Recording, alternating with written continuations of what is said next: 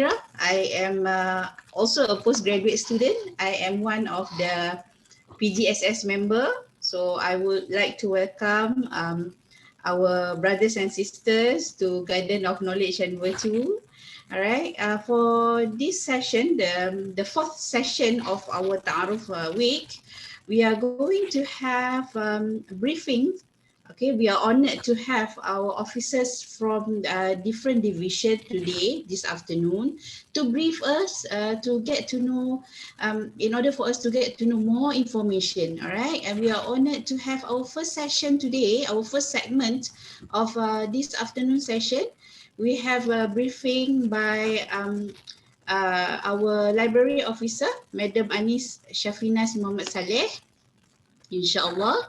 So this is how we are going to conduct a session this afternoon. Okay, Madam Anis will present or will share the information with us. Okay, and we will be having inshallah Q&A later after she has completed her sharing session. Okay, so to brothers and sisters, please keep muted until the session ends.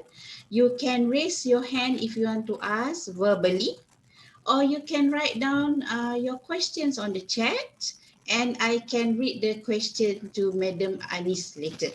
All right. So without further ado, I am now would like to invite Madam Anis for her sharing session, inshallah. Please welcome Madam Anis. Yeah, thank you. Thank you, Sister Shakira.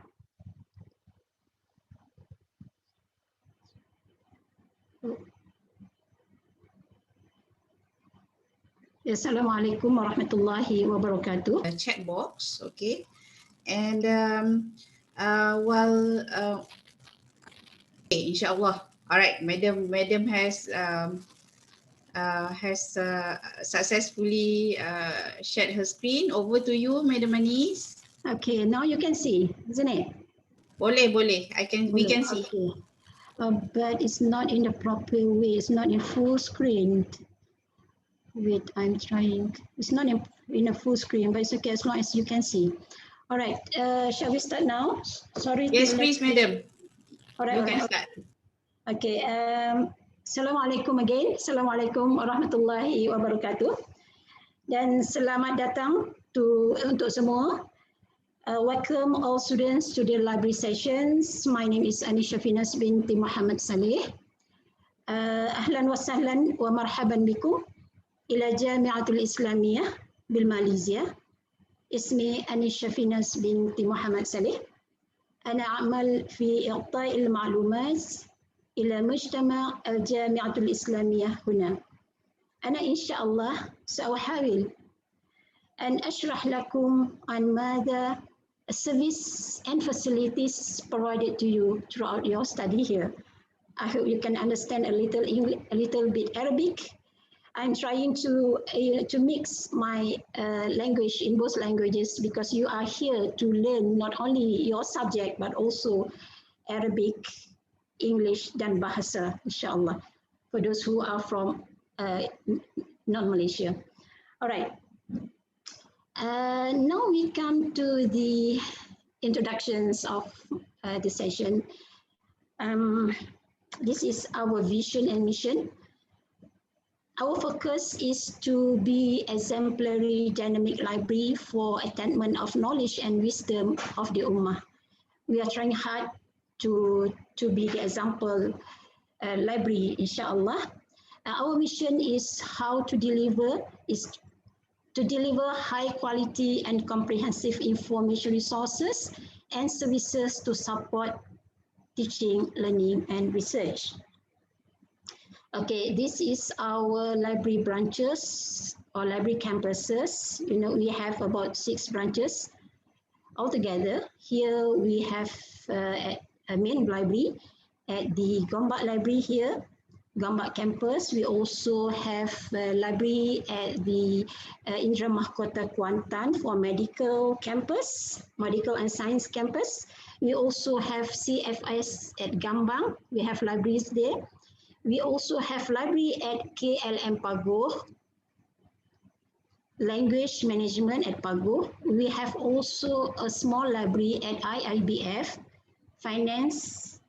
The library is located temporarily at the Kuliah of Economics and Management Science in Gombak. We also have Seminar Library at Jalan Duta, Kuala Lumpur. Okay, this is our staff strength. We have about 54 professional staff which has their master degree. 54 staff in library and information science. We have master degree and we have 2 doctorate in the library and information science. We are ready to serve you, inshallah. We also have support staff, 107 support staff. Okay, these are basic rules and regulations. I believe that everywhere you go in academic library, you have to wear your metric card. You know, why you need to wear your metric card? You need to have the metric card because here in this main campus, for example, I believe that all branches as well, we are using the smart gate. That's why when you want to enter the library, you need to bring the card and touch your card at the entrance. Without your card, you cannot enter because this is a self-check machines. Okay, noise. Here we provide to you place. We have several places here inside the library. We believe that nowadays students, they have many styles of learning. Sometimes they learn by discussion. Sometimes they like to learn, they like to read book with keep quiet situation. So we provide such types of places for you. If you have to make a discussion in a big crowd, you have the place, discussion rooms for you to do so. Okay, IIUM dress code. You have to follow the IIUM dress code. Whenever you come, you need to come to the library. Even the library is next to the mosque. Sometimes people like to use, traditional dress when they want to go to the mosque. They like to use slipper, but we advise you better to follow the IIUM dress code for entering the library. No food and drinks in the library. This is a normal rules and regulations. We allow only plain water to bring inside the library. Okay, for the operating hours, this is the normal operating hours before and after COVID-19. Our business open every day, start from 8 o'clock in the morning and we close at 10 p.m. every day except public holiday. We divided into 3 types of study week. First, lecture week, we open daily. We also have revision or examination weeks. Even we will open during public holidays. The library services are available to you even during public holidays, especially during your examination weeks or revision week. For the semester break, we close on Saturday and public holidays. Library facilities. We have 2 entrance to go inside the library. The first one is the main entrance available at level 2. And we also have the second entrance at ground floor next to the law building. As of now, during COVID-19, we only allow students to enter through the main library gate. That means you need to come through the level 2 entrance. Okay, this is the electronic gates. That is why I advise you whenever you come to the library, please bring along your matric students, your students card, so that it's easier for you to just touch and go inside the library. Failing to do so, you are not allowed to enter the library. Okay. Okay, for the new students, I believe that you have not yet received your students card. As of now, during COVID-19, we only open our library for the on-campus students only. The outside students who are staying outside are not allowed to enter the library. The SOP for the library is very easy. As long as you are allowed to enter to the library, to enter to the campus, if you want to go to your kuliah, as long as you are allowed to enter to the campus, you are also allowed to enter to the library. Please bring along your student's card. Okay, other facilities and equipments, I believe that all over academic library anywhere in the world, these are the facilities provided to you. I believe that you know how to make use of all this. Here we have viewing room, auditorium, multi-purpose, discussion rooms, leisure reading area. Leisure reading area are the place that, we provide materials that are not under your syllabus. This is only for your, for hobbies, for something that you want to read the materials, not in your syllabus. It's a leisure materials, leisure books reading. Okay, room for user with special abilities and other facilities we also provide to you. Learning common, this is type of how learning commons mean that you sometimes students like to discuss in open area, that this place is suitable for you. Learning common. Yeah, we also provide to you library rest and refresh. Here we provide to you, you can drink inside this place, you can make discussion here. It is like a cave, a small cafe inside the library. We also provide to you self-check machines. For example, if you want to borrow books, you don't have to bring the books to the counter. You can do by yourself, provided that you have your student's card and also the barcode, the student's barcode. Yeah. Okay, now we come to the library collections. What are the collections that we provide to you? You know that nowadays the library, are trying hard to provide to you the e-resources compared to the printed materials. Yeah, even though the printed materials are still there, but now we are trying to add on many titles and e-resources.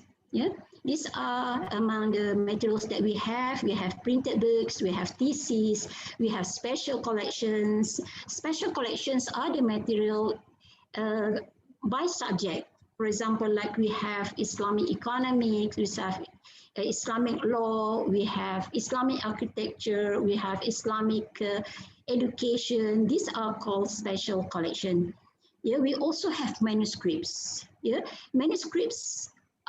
We have more manuscripts located at the Semana Library at Jalan Duta. You can, you can make use of this, and we have the Semana Library have strengths on that. Even though we also have the manuscripts here in the main library here, we are trying to, we are in the process of digitize all the manuscripts. Yeah, we have journals printed. These are all the among the collections that we have.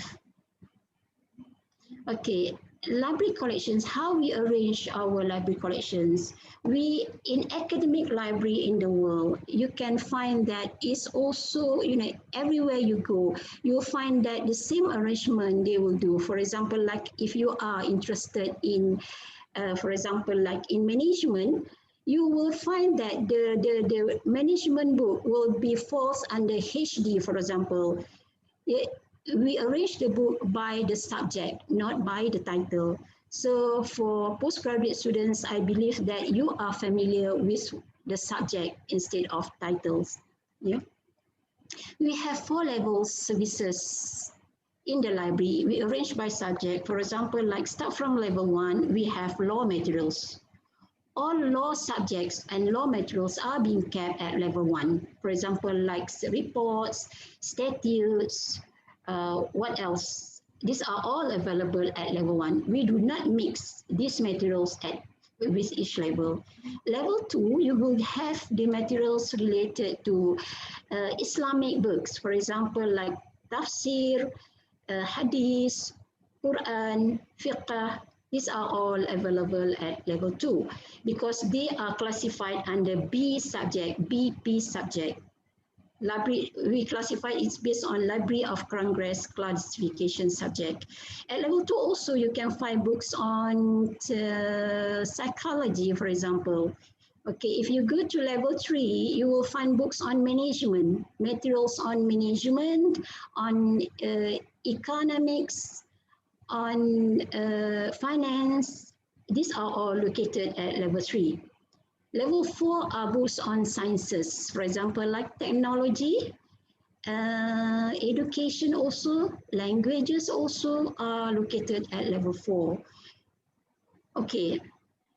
And this is come to the next slide. This is a library collection in-house database. Beside the printed material, we also provide to you in-house databases. What are in-house databases? In-house databases are the material that we collect, we compile, and this material only can be used inside the library, only can be accessed inside the library. For example, like content pages, examination papers, faculty publications, IIUM e-news, IIUM publications. These are all falls under library collection in-house databases. These are standalone database. You can only get access through the library homepage. Okay. Again, this is another library collections that we provide to you that is called subscribed databases and e-books. I believe that this type of materials are very familiar and very high demand, especially now during COVID-19, that we can just access materials through the online. But remember that the library, IIUM Library Darul Hikmah here in Gombak, we are still open physically for you to come in, but this is only limited to the on-campus students only. Okay, this is the online databases that we have about 25 databases platform in multidisciplinary databases, and we have about 24 ebooks platforms. And inside this, even you can see that it's only 25 databases platform, but this is only the platforms. When you go into the platforms, you will see thousands and thousands of titles and articles inside that. So we advise you to explore and get experience and you know, make use of our online databases and also the e-books materials that the library subscribes.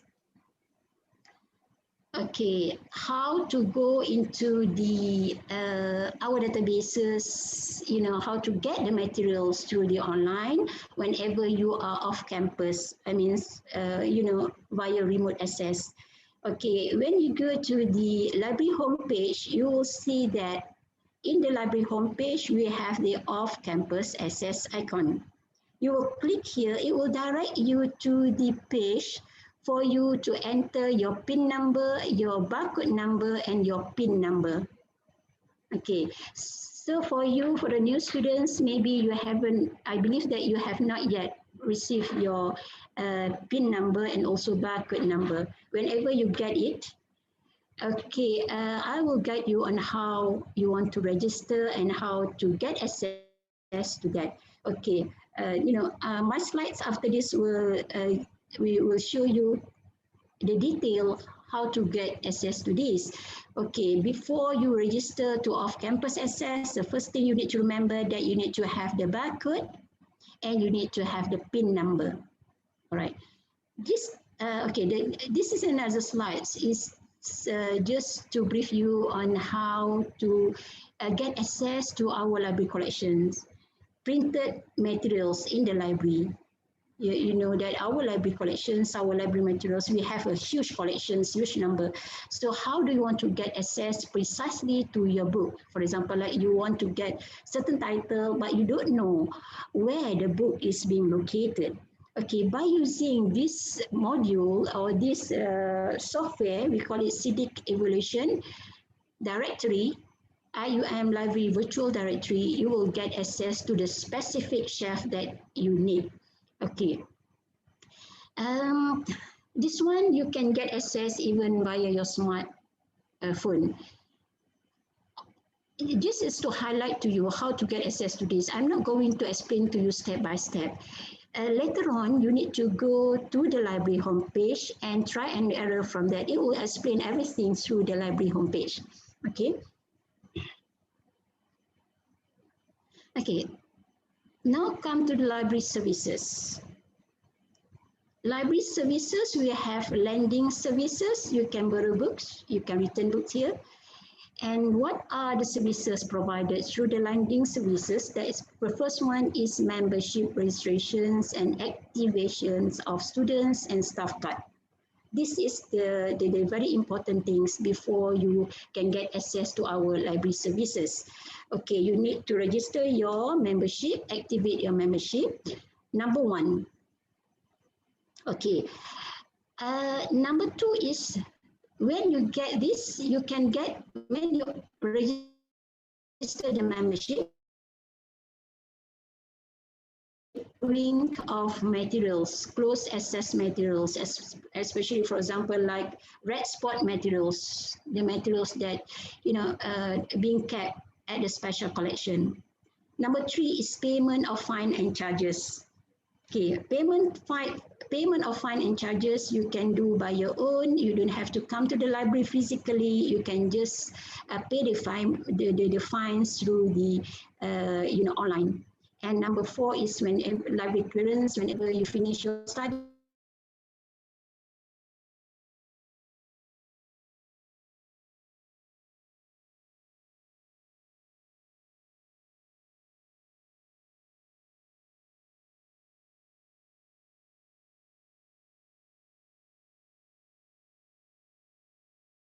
Any announcement through the library homepage whenever you can updates your membership, because we are waiting the students data from other office. I believe that from Ahmad now.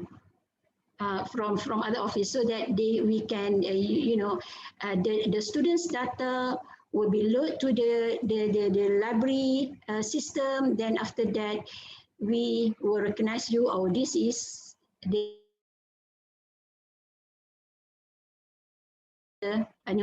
list of students. Then you can come to the library and activate this. All right, I'm giving you also the name of the person in charge. For example, like you cannot come to the library physically now. You can just email this person, Siti Aziza, email at iium.edu.my, or another person in charge, Yusrina, at this email, or you can just call this person to help you out. They are available here in the office, start from 8 to 5 o'clock daily, even though during PKP or during CMCO. Okay. All right, this is type or category of the library collection. We have general collections. What is meant by general collections? General collections are the materials or are the books that we shelf or available for you on the shelf at all levels. These materials you can borrow out for 30 days and you can renew for two times. You can renew either through physically come to the library renewal, or you can renew through the system. Okay. I will show you how to renew through the system. Everything you need to refer to, open to the library website and just follow instructions. Everything is very user friendly.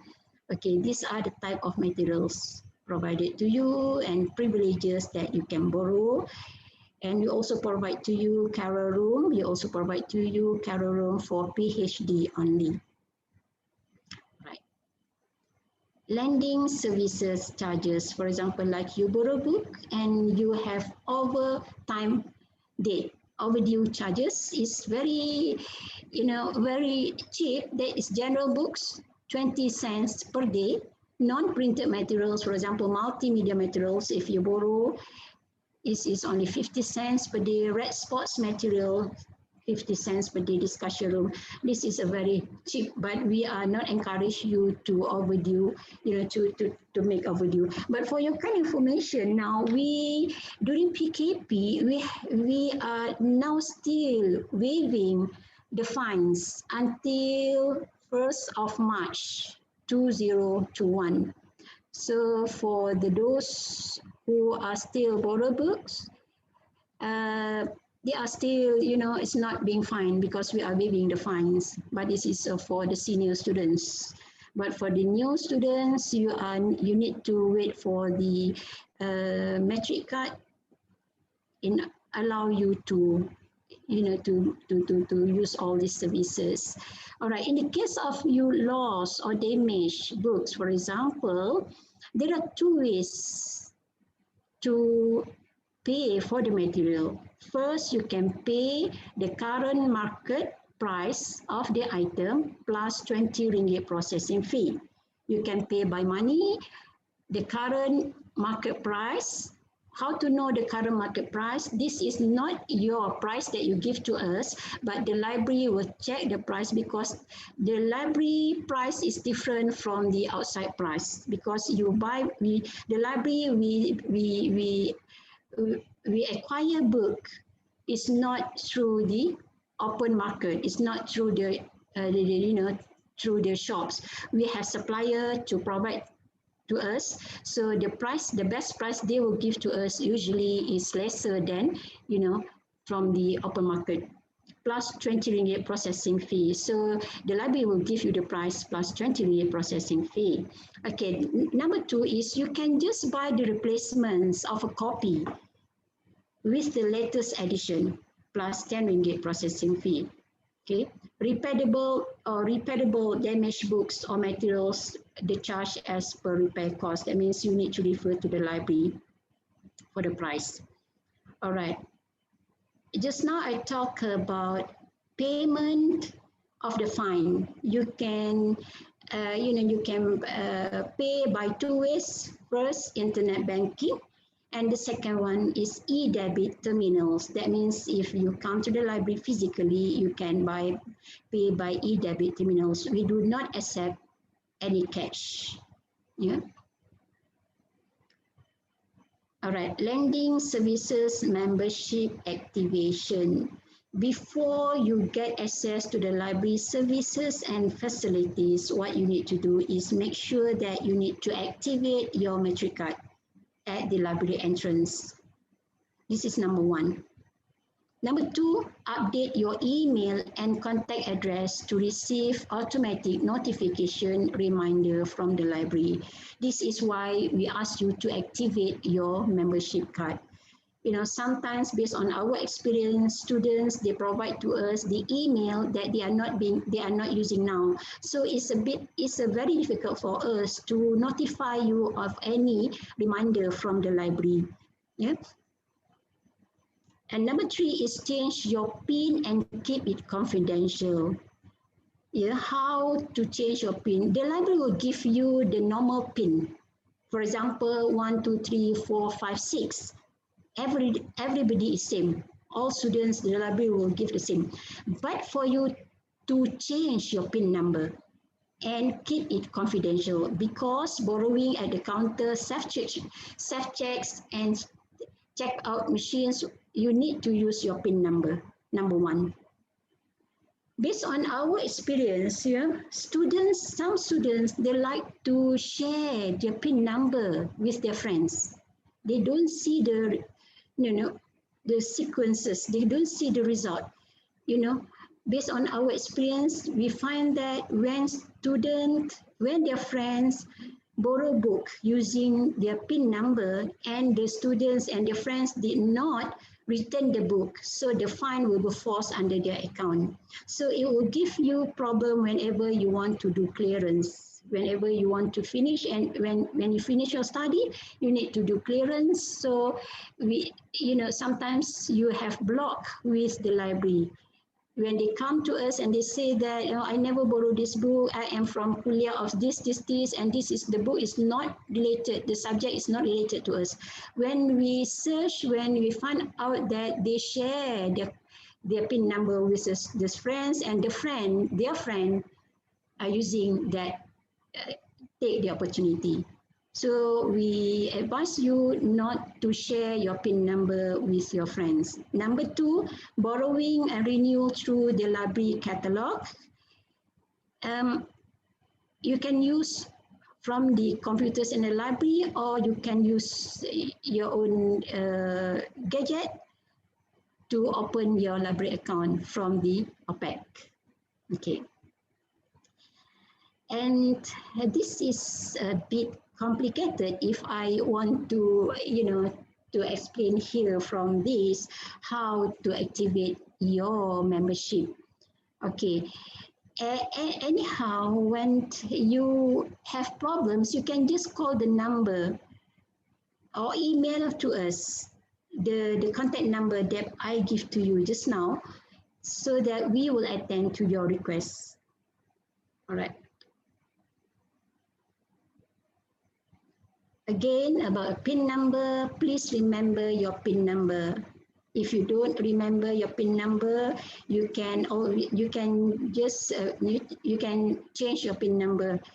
For borrowing, to renew books online, to access online database remotely, to log in the internet PC in the library.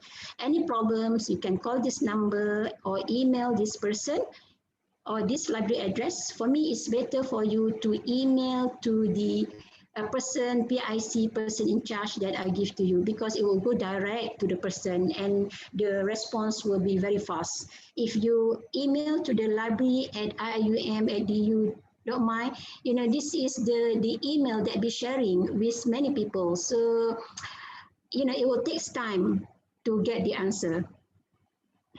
All right. Borrowing profile, how to renew books, how to check out the books. These are everything you can learn, you can try from the library homepage. Okay, renewal of any titles can be done only twice. Yeah, or if you need some more time for the book, you can just call the library counter and ask them for the help.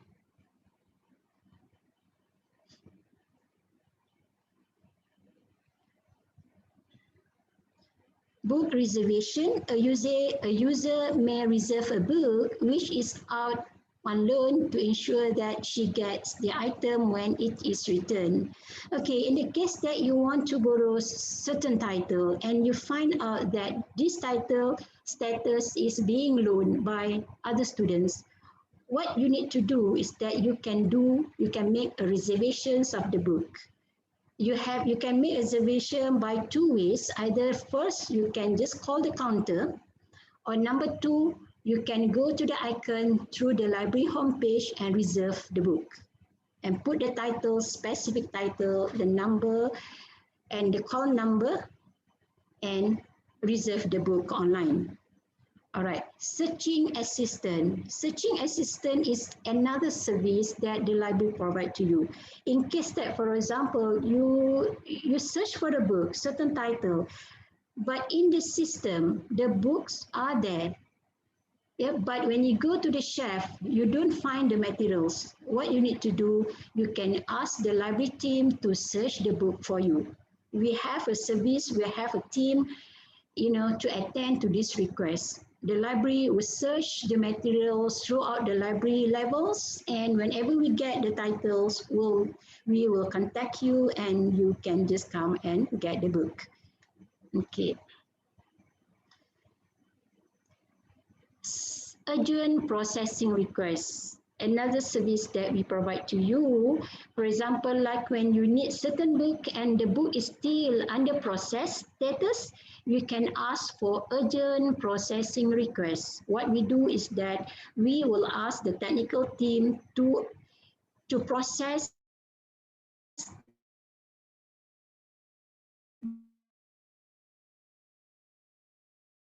the book fast, and we, okay. Another service, interlibrary loan and document delivery. You can ask for this service, for example, like if you want to find certain title, either it's book or it's a title from the article or journal article. The material is not available in the library, but you need the material. You can ask the library to get the material for you through interlibrary loan. What you need to do, you can fill up the form through the library homepage, or you can come physically to the library at level 2 and fill up the form, and the library will search the material for you either in Malaysia, in academic libraries in Malaysia, or outside Malaysia. The books are free, the services are free because the book is a loan book. We will loan the book from other institutions and bring the book for you. So you can borrow the book for 2 weeks. But for the article, we will email the article to you. But the service will be charged RM2 per title. All right, this is the charges. Interlibrary loan charges, books, 2 copies, 2 weeks per person. Local institution, no charge. Because this is status borrowing, we get it free from the local institution. But for outside, it will be charged RM110 per book or as per charged. For example, like I have experienced, students ask a book, the book is not available in Malaysia, but when we search, we found that the book is available here in Brazil. This is only book available in Brazil. And I asked the students either if we want to proceed or not, because the charge is very expensive, but the students agree that he really need the book. So we got the book, and we bring the book from Brazil and give it to the students, and he's very happy. But you need to remember that the book is only for loan, so you can just loan for 2 weeks for certain book. Okay, a document delivery. This is journal article. The service is RM2 per article.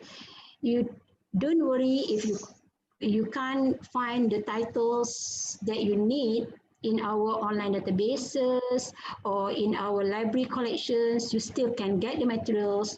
Just communicate, fill up the form, get the interlibrary loan services to bring the material for you. That is why we will send the materials through the email. That is why you need to make sure that the email you register with the library is the email that you are using, and this is active email. Otherwise, it's difficult for us to bring the material to you.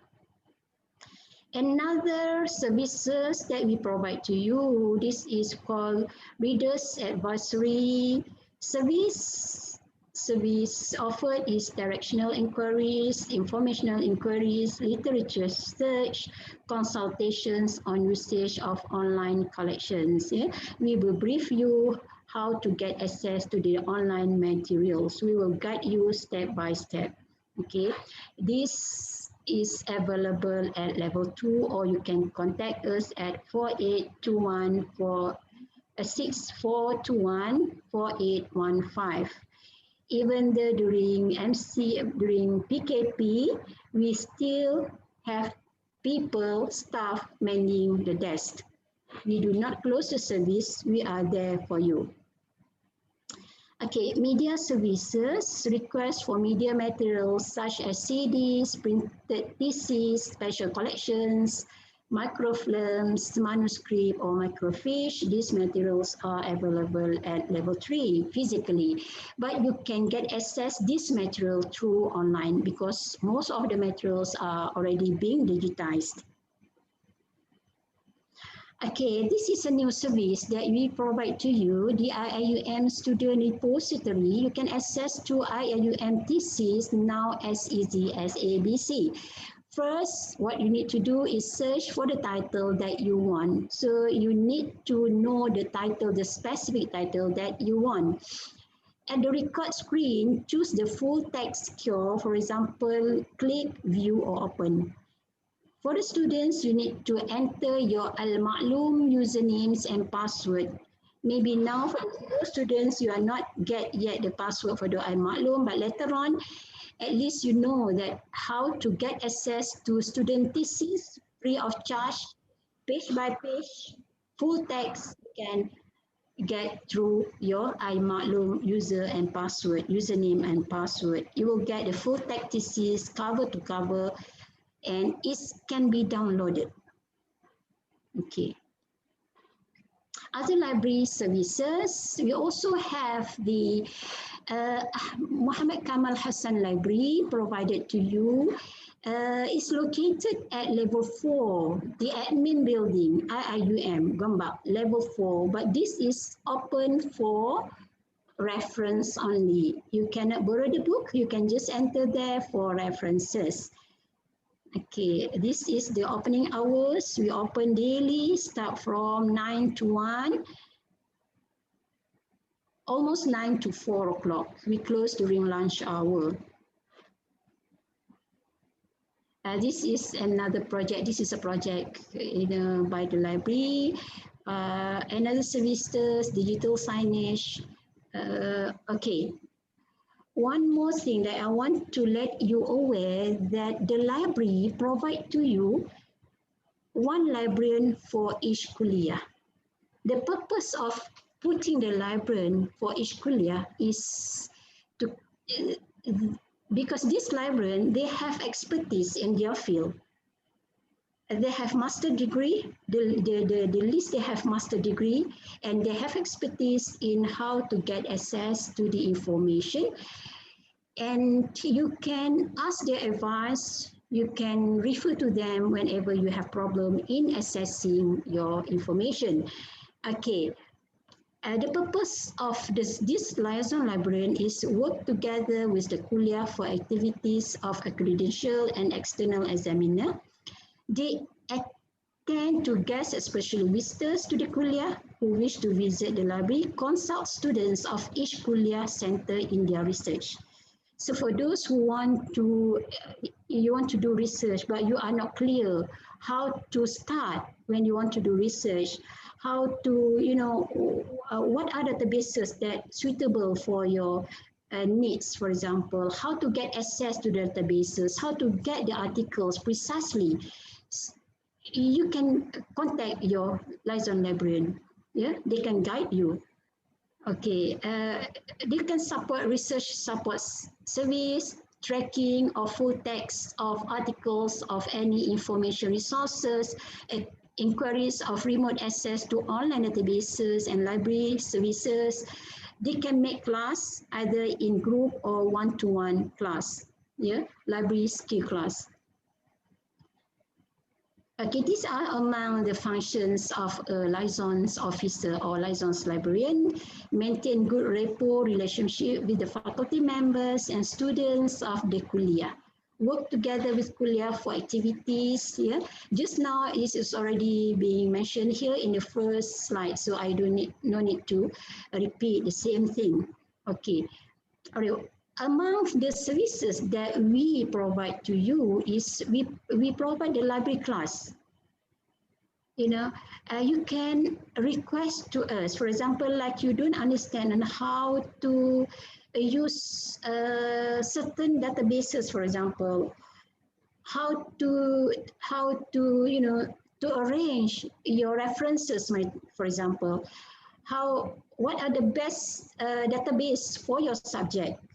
You can always request, contact the librarians, and they will help you in this matter. Okay.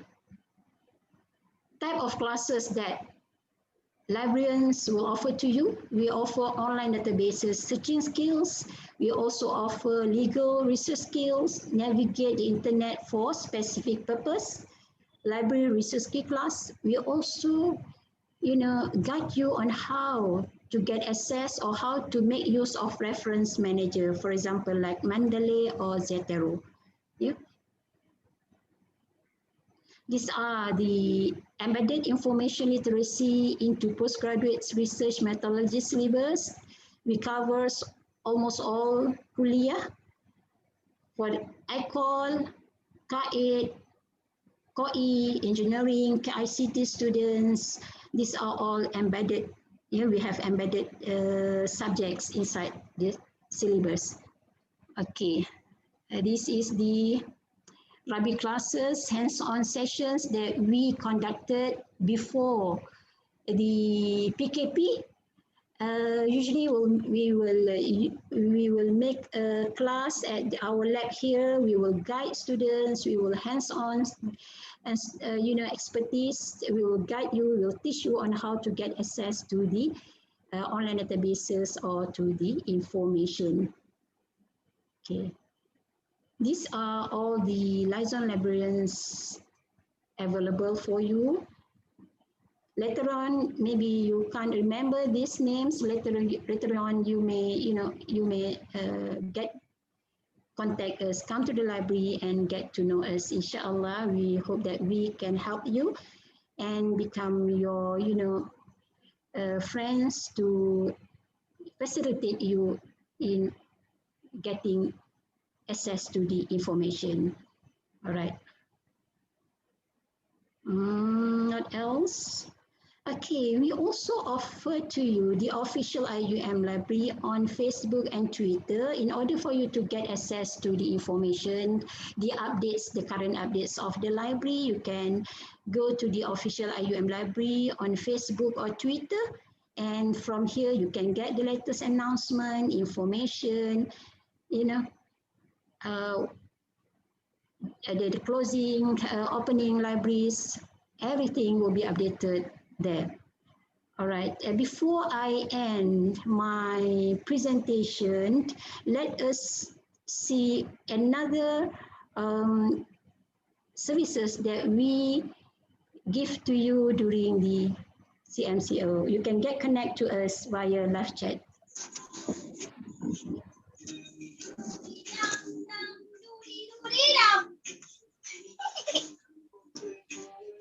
Buat order besok.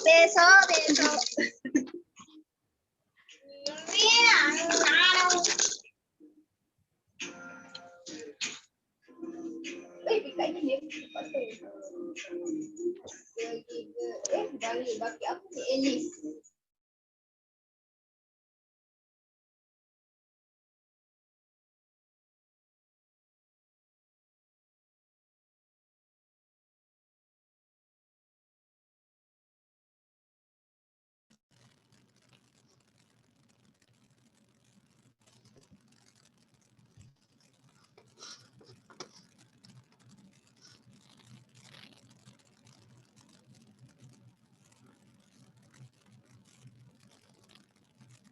Okay, while waiting for Madam Anis to share again the video, brothers and sisters, you can type on questions if you have any questions that you would like Madam Anis to clarify for you.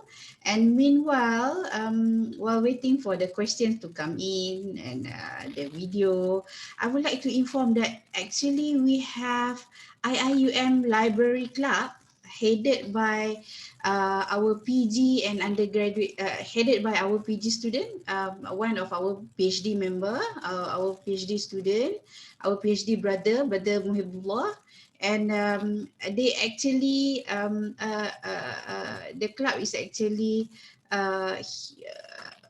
established to basically be the connecting medium for us as students with the library. So you can also look into the information. I think IIUM Library Club, they have their own FB page. You may, I will share with you the information later. And I would like to inform you, I would like to share with you my experience with, because I come from, I'm doing my PhD in Kuliah of Economics. So our liaison officer, bear in mind our liaison officer is Madam Mazna. I attended library skill class with her 2 years ago, and she is very helpful. Maybe those from a different kuliah, you may find your friends, few friends, and maybe you can communicate with your liaison officer to have a library skill session, online session. Okay, so that we can get more information, learn more, basically how to find the information, how to search for journal article, how to effectively and efficiently search information from the library. Okay, we need library as our main sources of information to basically um, do our research. Okay, Madam Anis, any would you like to share again the video, or you're muted, Madam Anis? You're muted. I can't. You need to unmute.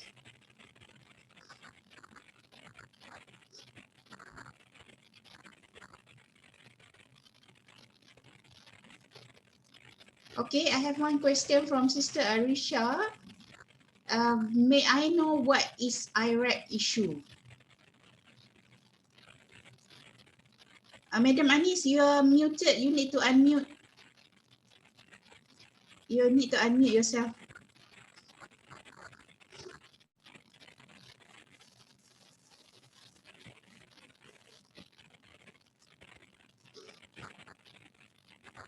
You need to unmute your button. We can't hear you. I cannot unmute you. Can you see my slide? Okay, all right. Okay, You cannot see my slide. cannot. Okay, I don't know why I can't. I am trying to, show you the videos of live chat. Let me try again. All right. One more time. Okay, boleh, no problem. I have two questions. Okay, Sister Farah, while waiting for Madam Anis, I think we can get the information of a liaison officer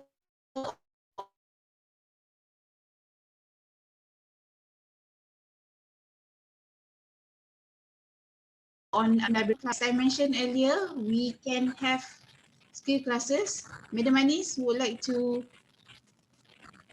answer this about liaison officer and IRAP issue. Okay, may I know what is IRAP issue? Thank you. What do you mean by IRAP issue? I don't understand IRAP issue. What do you mean by IRAP issue? IRAP is the database that we compile all the lecturers' publication.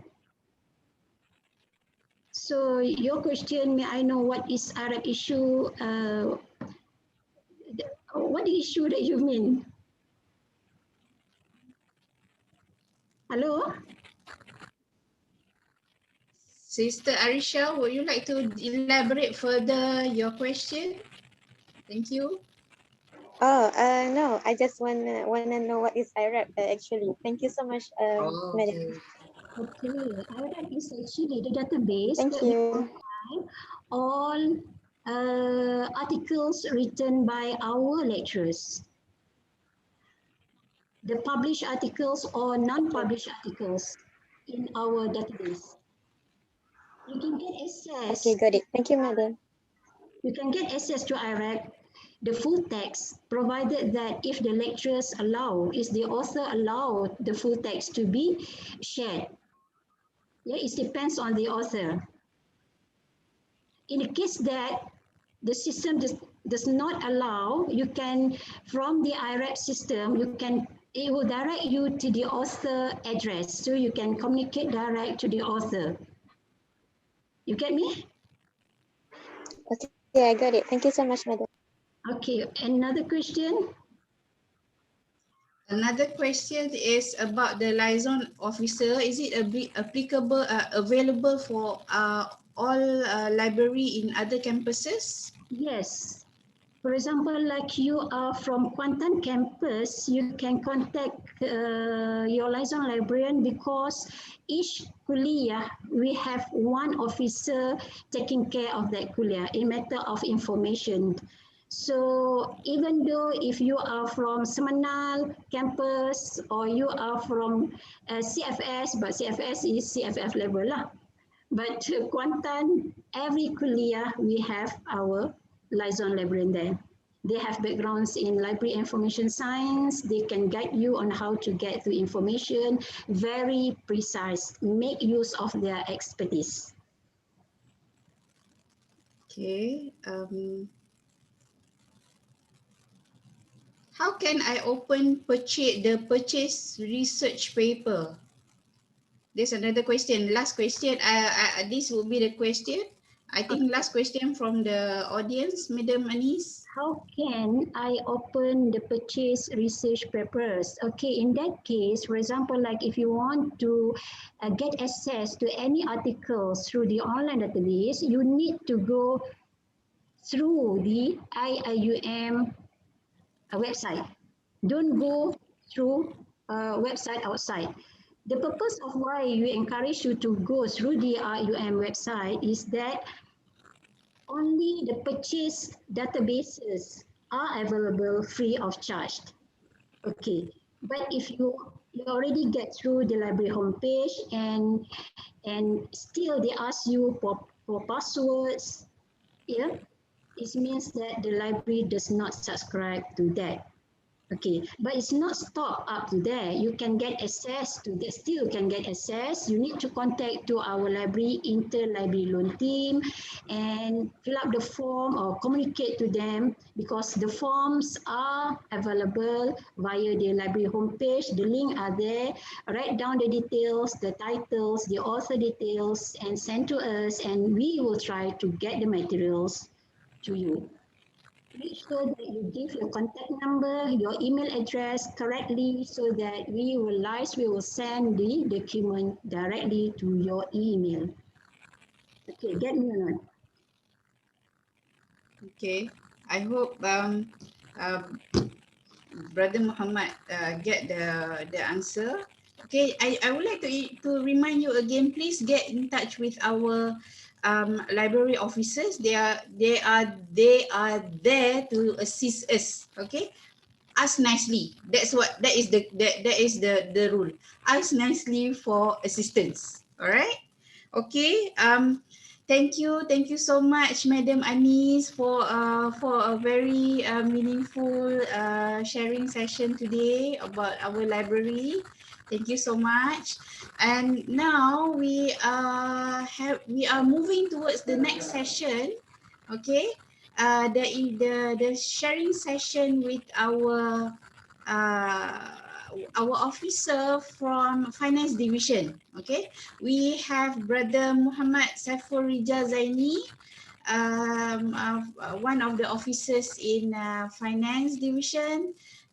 He will share with us some information, some important information for us to know as the postgraduate students. Brother Rija, ready? Yeah, inshallah. Okay, I pass the session to you. Please welcome Brother Jan. Okay, thank you, Sister Shakira. All right.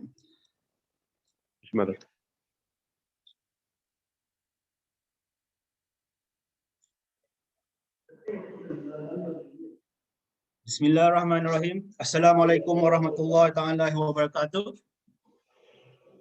Okay, so first of all, I hope that everyone can hear me, right? Okay. We can hear you. Okay, all right, that's good. Okay, so basically, first of all, I think I would like to welcome all of you to the IIUM. Okay, so my name is Muhammad Saiful Rija Zaini from the Finance Division. Okay, so basically for today, what I'm going to share with you, basically is more to about the financial policy and procedure. And then I want to highlight, basically my slide is quite simple actually, because basically for the finance part is more to what you must pay and how to make the payment basically. Okay, so means maybe around the presentation, I'm not sure whether if you can post or you can, basically what I want if you have any question during my slide, okay, because I mentioned my slide is very simple actually. So if you have any question regarding my slide, maybe you can just ask the question through the chat, or also you can stop me, and then I will explain whatever I will respond to your queries as soon as possible. Because I think I was given the 1 hour quite long actually. Okay, so anyway, so let's proceed. Okay. So this will be the 4 topics that I'm going to cover for today. So first will be the type of fees, okay, and then second, how to view the student financial statement, okay, and then third will be the financial policy and procedure, and then my 4th topic will be the method of fees payment, okay. So this will be my topic, first topic for today actually. So type of fees. So what kind of fees that you have to pay when you when you study at the IIUM? So basically, this is the fees that you have to pay. Okay, which is first will be the entrance fees. Okay, and then you also have to pay for the tuition fee, recurrent academic fees, health insurance for the international student, which is this one will be the yearly. Hostel fee if you stay inside, okay, and also we have the bench fee, okay, for the kuliah who selected kuliah, and then we have the evaluation fee and also the graduation fee, okay. So maybe I will share with you the nature of the fee basically, okay, which one is the one-off, which one is recurring, okay. So basically this is the link of the final division, whereby in the link under the student matters, we have all the postgraduate fees, okay, for the local and international as well, okay. So I believe you already went through this fee structure while you search for the information on the program at the IIUM, okay. So maybe we take it the example for the international, okay, because for the international there are fees which is it's cover all the fees that I mentioned earlier actually. Okay, so basically, if you look at for the fee structure inside the website, basically, what you can see actually, this is basically the rate of the fees that the university charge. Okay, if you can see, we have the coursework fee and also the research fee. So basically, for the coursework fee, the charge will be the basis of charging will be the fee per credit hour, which means that if you register the subject with the credit hour, and then you will be charged the fee, the tuition fee will be charged according to the fee per credit hour. 1 credit hour, the rate will be different, okay? Different according to the kuliah and also to the level of program, either master or PhD, okay? And then beside for the coursework fee, we also have the research fee. So basically this research fee, the fee will be charged if you start with your writing actually, which means that when you start register for your proposal, okay, when you start submission register for your research proposal, the research fee will be imposed to you, okay. So for the total charging, it will be depend how much subject that you're going to take, the total credit hour register, and also how many semester that you register for your thesis. Okay, for example, if for the, let's say for the kuliah of law, actually for the coursework only, they have the total 40 credit hour. So basically for the tuition fee portion, the total program fee for the coursework will be the 40 credit hour times with the rate per credit hour 432, and then you can get the 17,280 ringgit. This will be for your 2 years normal duration of study, okay.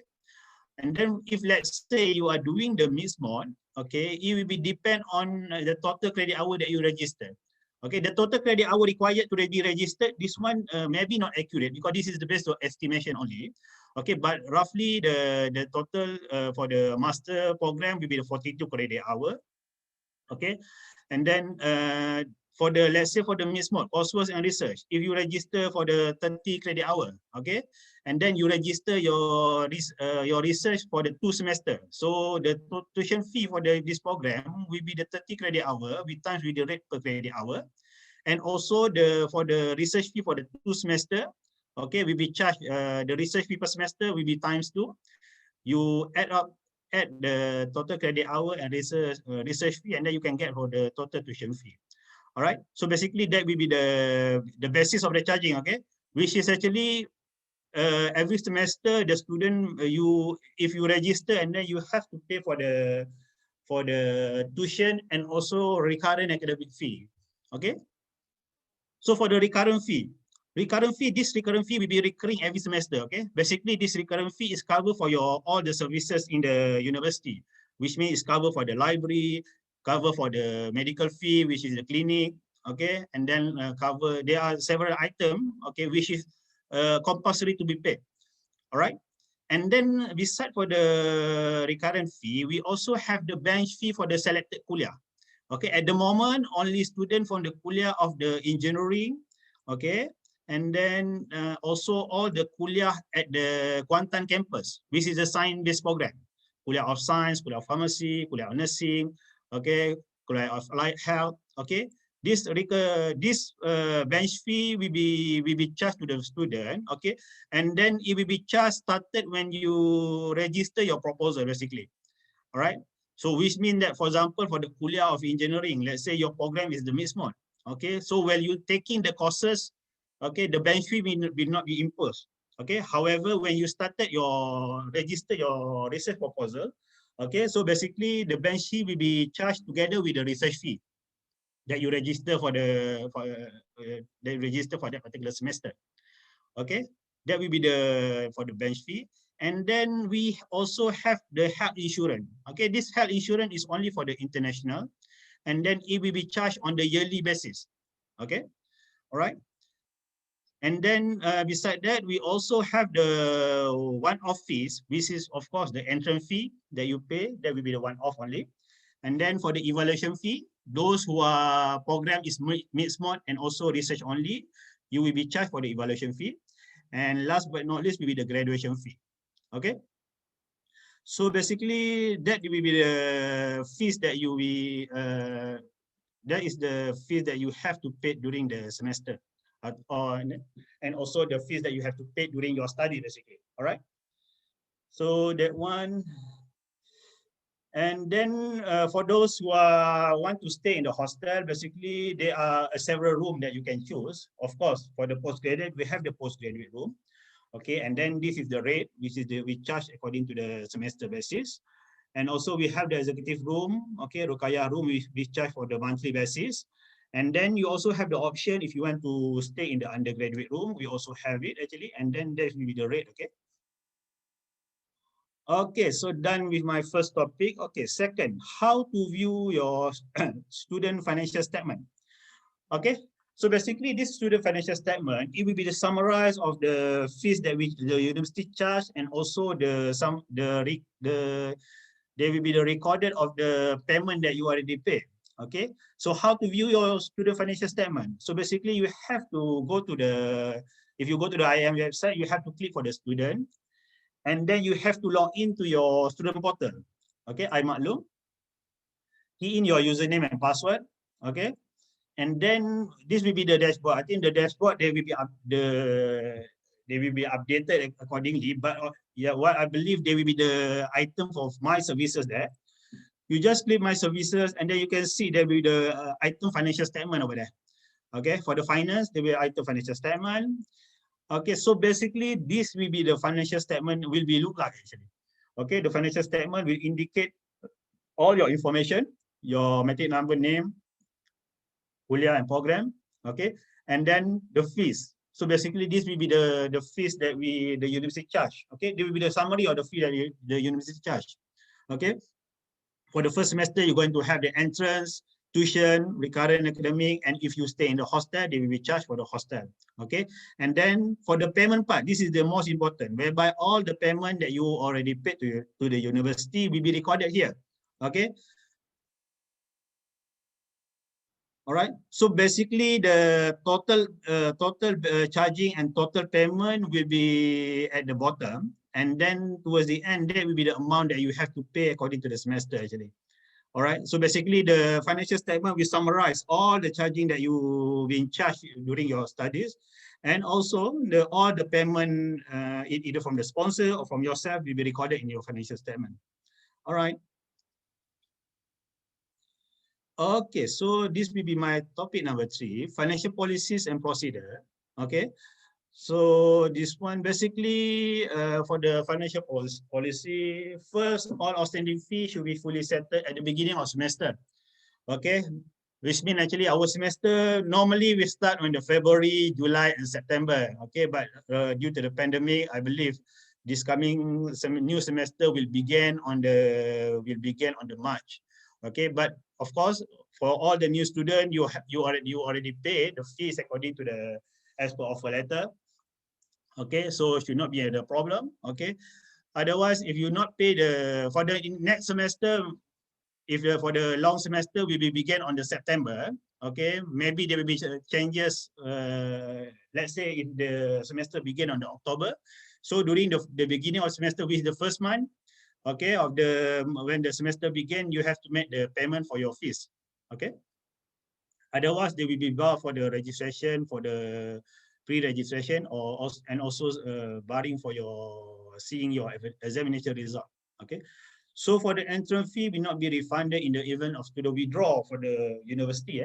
So which means that if you plan to withdraw, the entrance fee will not be refunded. And then for the tuition and related fee will be refunded as follows in the event of withdrawal or study leave. Okay, please take note, okay, for the case of the withdrawal or study leave.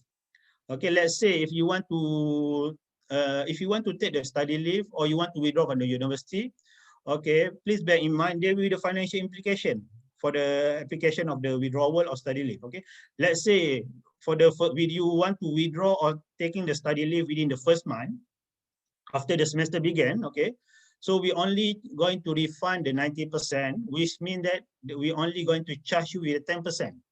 Okay, we're going to charge you with the 10%, and then this one only applicable for the tuition and related. Okay, related fee, which means the recurrent academic fee, which I highlighted before, which is for the services in the university. Okay, all right, which means that within the first month, if you want to withdraw or take a study leave, we're going to charge you only 10%.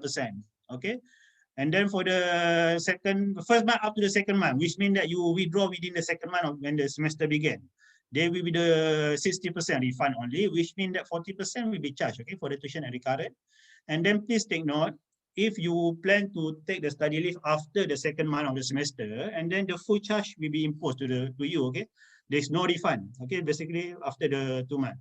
So if you want to plan to take the study leave or you want to withdraw, maybe you can refer to our unit as well for the financial implication if you are not sure. Okay, because otherwise, because you know there will be the financial implication and will be depend on when actually that you apply for the study leave and also you taking the withdrawal. All right. So number 4, during the short semester, the tuition fee will be charged according to the credit hour registered, and the related fee will charge half of the normal fees. Okay, so it means that for the short semester, if you want to take the subject, okay, you'll be charged accordingly. Okay, according to the credit hour registered. And then for the student who staying for the short semester, will be charged 600 for the postgraduate room. Okay, so means that for they will be charged accordingly during the short semester. All right. Next, for the study extension, okay, students should pay the full research fee plus credit hour fee, if any, and recurrent academic fee during the extension period. So means that if you taking longer time to complete your thesis and or you have to take the additional subject, you will be charged accordingly. Okay, with the normal rate. Okay. And then for the auditor fee, the fee per credit hour for auditor subject will be half from the normal fee. All right. Then we have the graduation fee, 200 ringgit, which is compulsory to be paid upon graduated. And also postgraduate who register comprehensive exam, there will be additional fee. Okay. For the comprehensive exam that you're going to register, each exam will cost you 200 ringgit. All right. And then prerequisite subject, the fee per credit hour for prerequisite subject will be charged according to the type of the subject registration, which means that let's say you are the PhD student, want to take for the master subject, okay, or you has been asked by the kuliah to take the prerequisite subject, and then the rate for the subject that you register will be according to the master. Okay, even though you are doing your PhD, but because you are taking the prerequisite subject, we will charge according to the subject. All right, either master subject or under the graduate subject, something like that.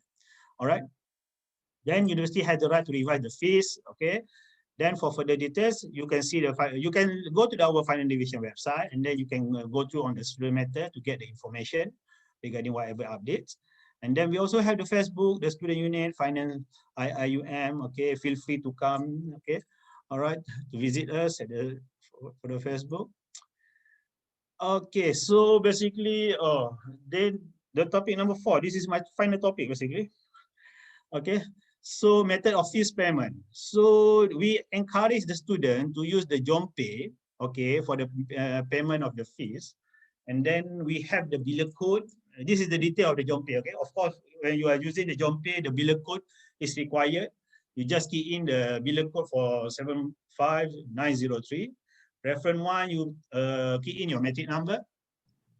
And then for the reference 2, you key in your IC number or passport number for the international. Okay. And then beside from the Jompe, we also have the online payment, okay, which is we have the IIUM e-payment. Okay, so basically our IIUM e-payment, it will cater the payment using the online banking and also the credit card, Visa and MasterCard only. Okay, so basically we are encourage the student to use this two method actually, because during this pandemic, basically we not open our counter. All right, so this will be the option for the student to pay using the online. All right, but beside, we also have the other method of payment, which is for through the overseas. You can pay using the Flywire. Okay, Flywire is one of our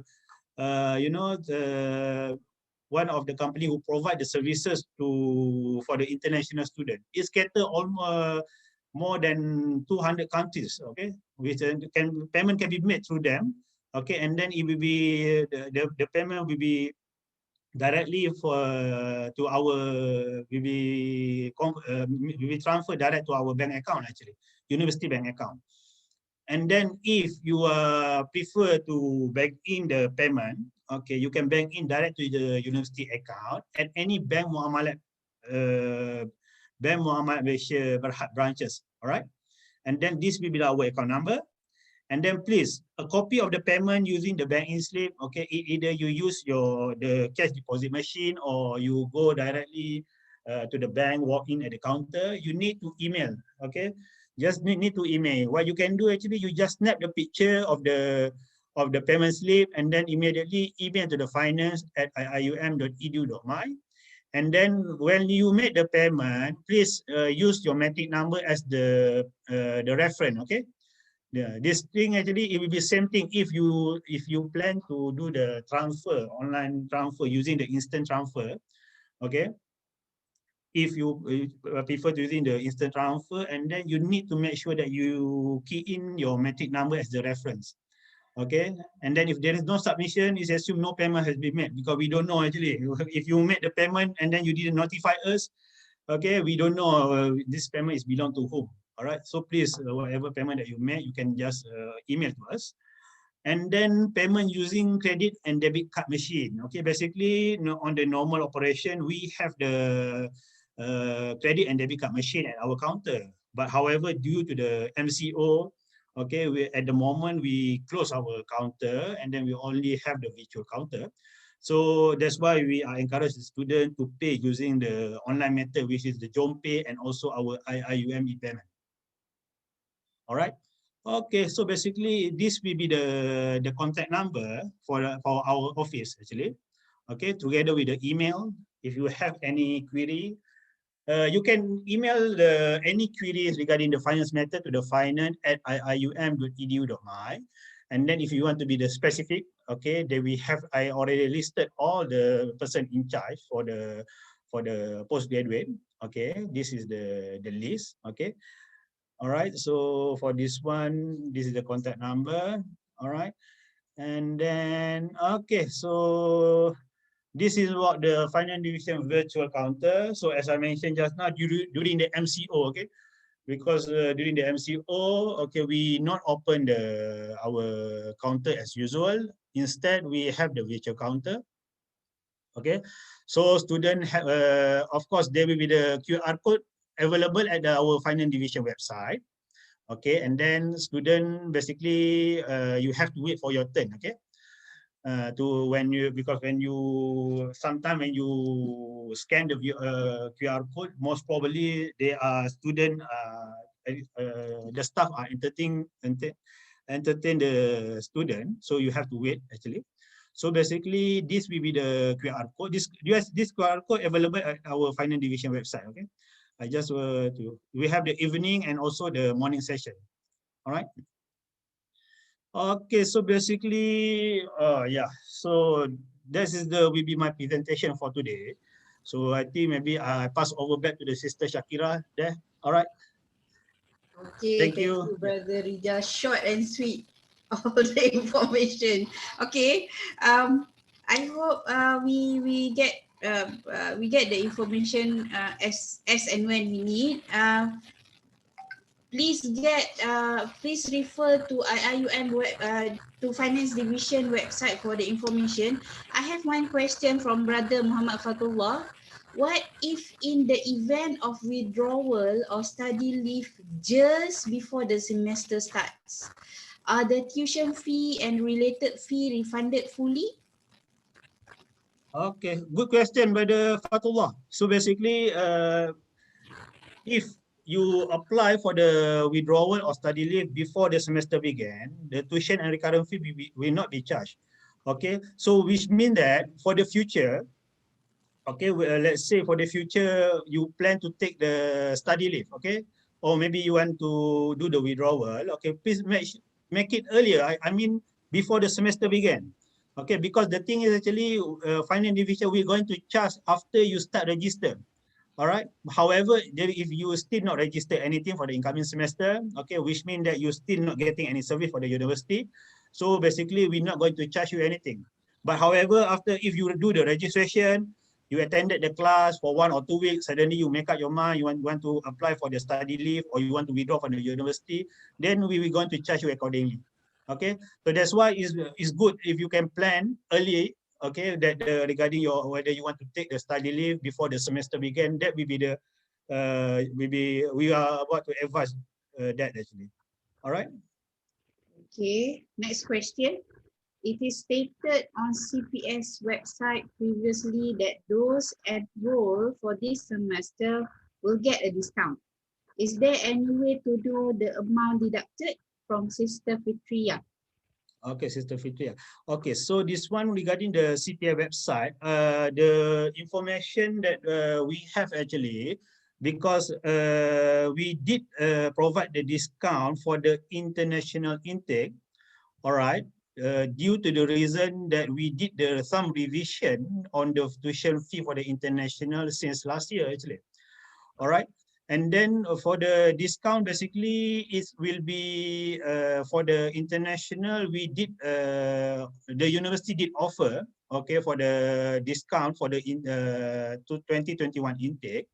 And then for the local at the moment, the discount will be offered, okay, but subject to the approval from the university UMC, will be offered for the recurrent academic fees, okay, not for the tuition fee basically. Okay, so the discount is there, okay, but regarding the amount, it will be decided by the university management committee actually. Basically, the discount because to cater for the services that the university cannot fully render actually. Okay, that there will be the discount for that one actually, recurrent academic fees. All right. Okay, thank you, Brother Riza. I think what Brother Riza answered just now also conclude Sister Sharifah Nasaruddin's question about the recurrent fee. She said she would like to know the same thing about the discount. I guess. Yeah. The university will provide the discount. Yeah. Okay. Inshallah. Okay. I have one question here from Sister Ayesha. You in Brother Riza's slides about the fee earlier, some of the fees are nil there. Okay, all right. So basically for the nil one, actually, because that one is the item for the bench fee basically. So as I highlighted just now, the bench fee be not applicable to all. Some of the kuliah, they don't have the impose some of the program, they don't have any bench fee. Only selected program, for example, kuliah of engineering and also the science related program at the Kuantan campus, they have the bench fee actually. So those who don't have any the bench fee, I put there just the nil basically. Okay, next question from Sister Amy Tian. I believe she is asking about the discount again. Okay. So her question is that, so the amount in the offer will be restated. Will there be a restated amount in the offer letter? I believe this one is offer letter for new students. Yeah. Basically, because there are some of the students they differ from the previous semester basically. So I get the question basically. So basically, the amount that we charge to the student, we going to charge, the actual charging will be reversed accordingly, which means that the actual charge will be after, the rate after the discount. Okay, the amount that's stated in the offer letter, basically that is the general amount that the student must pay for the enrollment purpose. Okay, the actual charging will be different basically, because the actual charging will be according to the discounted rate and also according to the subject that you register. All right. Okay. Okay, Brother Furhan, you may ask. You may turn on your mic and ask. Assalamualaikum. So I already paid my fees. I'm from the USA, but I haven't received any confirmation yet from the university. So I was wondering So, what how can I find out an update or to activate my PIN and things like that. I see. Okay, all right. So, Brother Furhan, basically, what you can do actually, if you want to get to know about your payment you already made, first you may refer back to your financial statement. Okay, just like the one that I show you how to get it for the financial statement. If there is no record of the payment of fees being made, okay, what you can do, you can just email to our email just now, finance@iium.edu.my. When you email, you just forwarded whatever the copy of the payment that you already paid. Okay, especially this one must be especially for those who defer actually. Okay, because I believe you made the payment using your old matric number and then you get the new matric number when you enroll for the semester 2. Okay, so that's why what we do actually, we will update your financial statement, your new matric number, the payment will be we need to update in your new financial statement, new matric number. Okay. Okay, thank you. All right.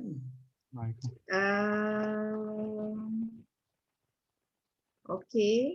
All right. Again, I'm getting back to Sister because we have plenty of time. I'm getting back to Sister Sharifa's question. She asked to explain again what are the fees that cover for bench fees. Okay, so basically for the bench fee, this one is the fees that to cover for the student research expenditure. Okay, it's more related to your research program actually. Research expenditure will be include the consumable and then also the material and then whatever related, because this one for the bench fee it will be determined by the kuliah. Okay, because the all the fees that related to your research expenditure will be covered under this bench fee actually. Okay, thank you, Brother Rizal. Okay, next question from Brother Muhammad. He would like to know further about Islamic banking and finance fees for Islamic banking and finance courses, about the fee. Okay, so basically Islamic banking and finance. So for this program, actually, we can call it as our niche or executive program. So this program basically they have the what they call it actually for the fixed cost of the program. Okay, which means that for the master program you have to pay for the 42 credit hour, and also for the PhD program you have to pay for the 6 semester tuition fee basically. And then basically the rate is available in our finance division website actually. Just now I just share with you the link, which is for the finance division website.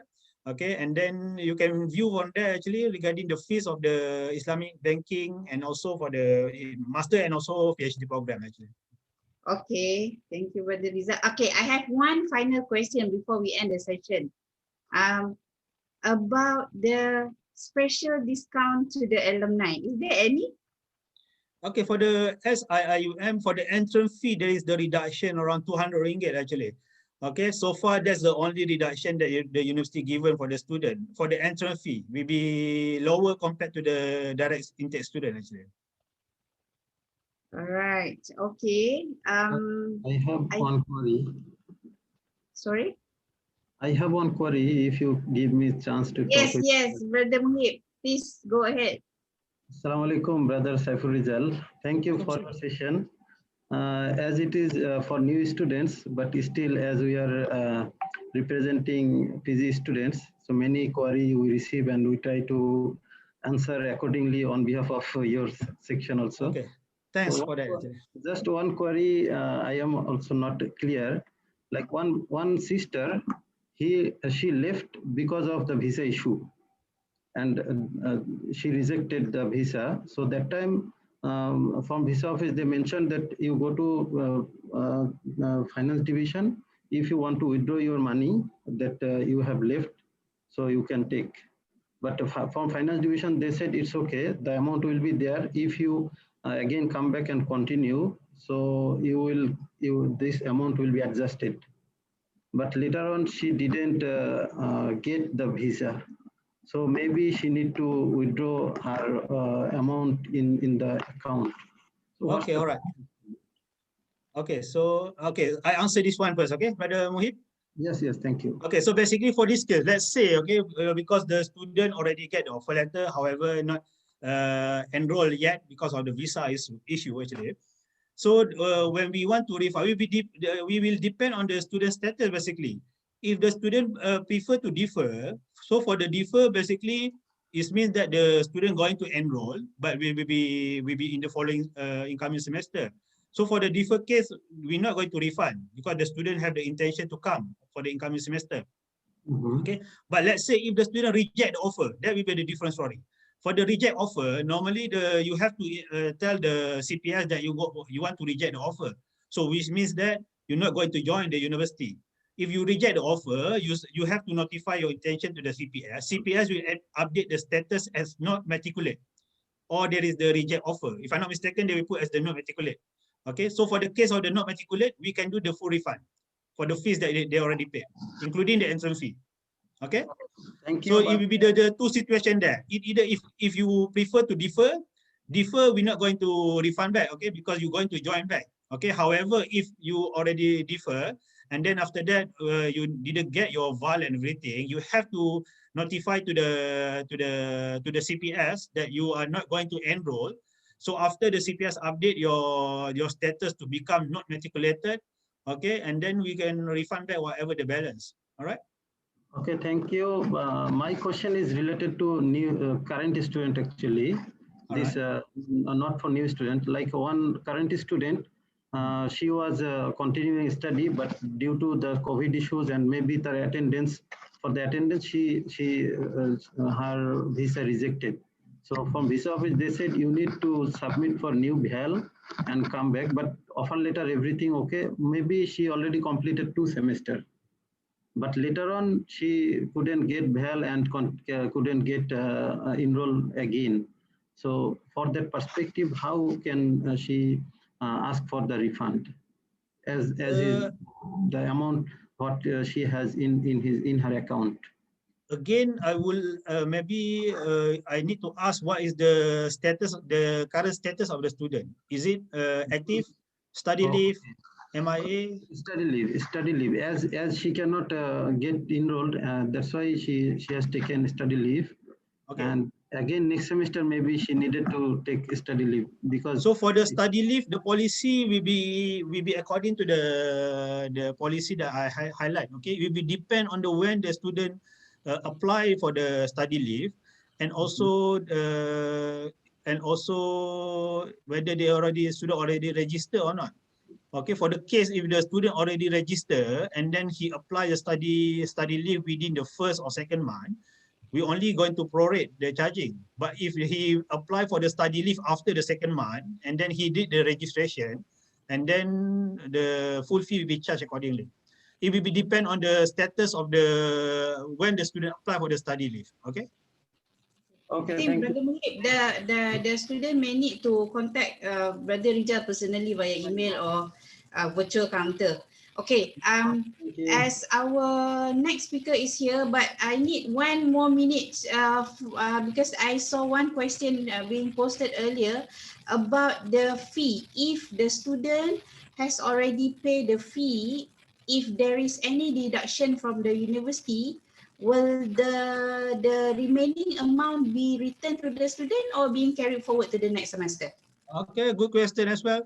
So basically, if you, this is the good question actually, okay? So because if you realize, basically the amount that's stated in the offer letter, basically if you receive the offer letter for the coursework, okay? Basically, the university required the student to pay 15 credit hour at the point of the enrollment. which means that the rate for the offer letter based on the coursework, you have to pay the 15 credit hour. However, some of the student, some of the student register up to the 15. Some of the student register more. Some of the student register less. Okay, for case register more than the 15 credit hour, the remaining balance fee the student have to pay during the semester. However, if the student register less than 15 credit hour, okay, which means they register 12 credit hour or 9 credit hour, whatever different the student already pay during the first semester will be carried forward to the income next semester. So that's why just now I show you the financial statement. Basically, that financial statement is the summary how much that you already pay and how much that you already you will be charged. Okay, so whatever extra will be carried forward to the incoming semester. But whatever shortage, the student have to pay in addition to cover, for example, the student register up to the 20 credit hour or 18 credit hour, and then the student have to pay the difference during the semester. So is it clear? Okay. All right.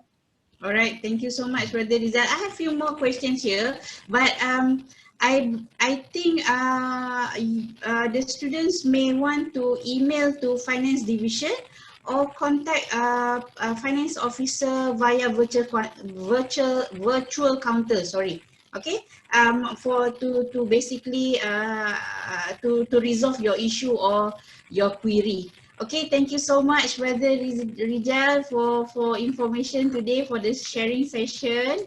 Thank you so much. And please do keep in touch with Brother Rizal if anything about finance related matter. All right, thank you so much.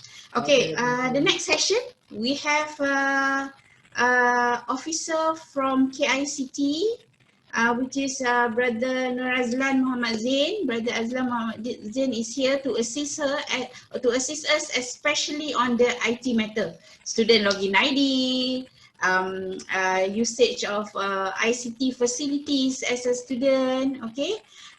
Without further ado, I would like to call upon Brother Azlan to share the information for all of us.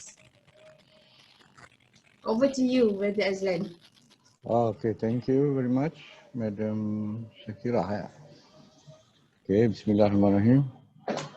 Assalamualaikum warahmatullahi wabarakatuh. First, let me just correct the statement just now. I'm not from KICT, from ITD, Information Technology Division. Okay, so I can share my screen, right? Can, boleh. I'm okay, so sorry, from ITD. I got tongue-tied. Tak apa, it's okay.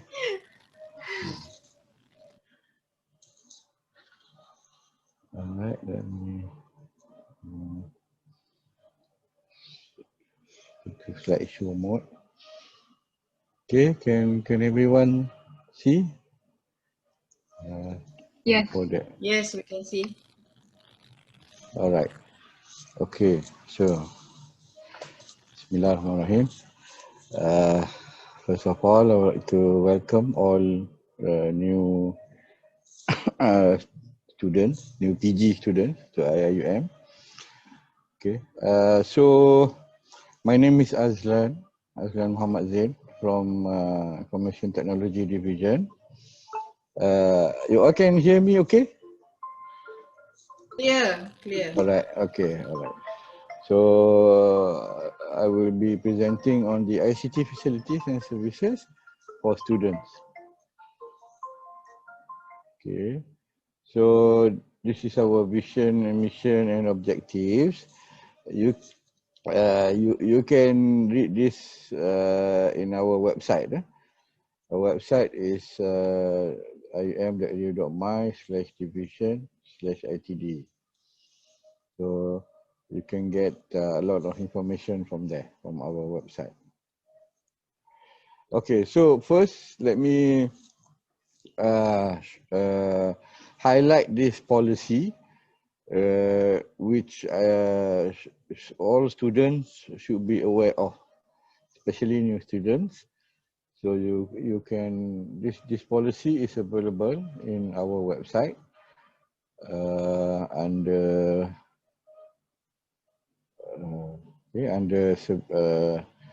in our website under services. Policy for responsible use of ICT resources. Okay, so you should be aware of this policy of what you can and cannot do with the ICT resources or services given to students. Okay, okay, and then this is also in our website under services as well. This is a service level agreement, SLA, for students, whereby this document will outline what are the services that we provide for students and what is the service level agreement. Service level agreement meaning the days or number of days it will take for us to what do you call that, attend to your queries, your problems, and get it resolved. Okay, so that is SLA. Okay, so I don't know whether you have been to our help desk, service desk counter. Most probably not due to this pandemic, but we currently we are open. But not according to this opening hours. Currently we are open Monday to Friday until 1 o'clock, until 1 p.m. Okay, from 8:30 to 1 p.m. But we are open, insyaAllah, and then close on weekends and public holidays. Okay, so if you have any problems with your notebook or handphone, for example, to connect to Wi-Fi, for example, then you can come to our help desk counters, walk in and bring along your device, okay, so that we can straight away troubleshoot the problem and resolve the problem. What is that sound? No? Bunyi apa tu? Okay, so these are our contact, the help desk contact details. So you can email us for any problems. You can email at servicedesk@ium.edu.my. Okay, and then give your details, your name, your matric number, and what is your problem. Okay, detail out your problem. You can also call us. So our extension, if you are in IUM, our extension is 6666.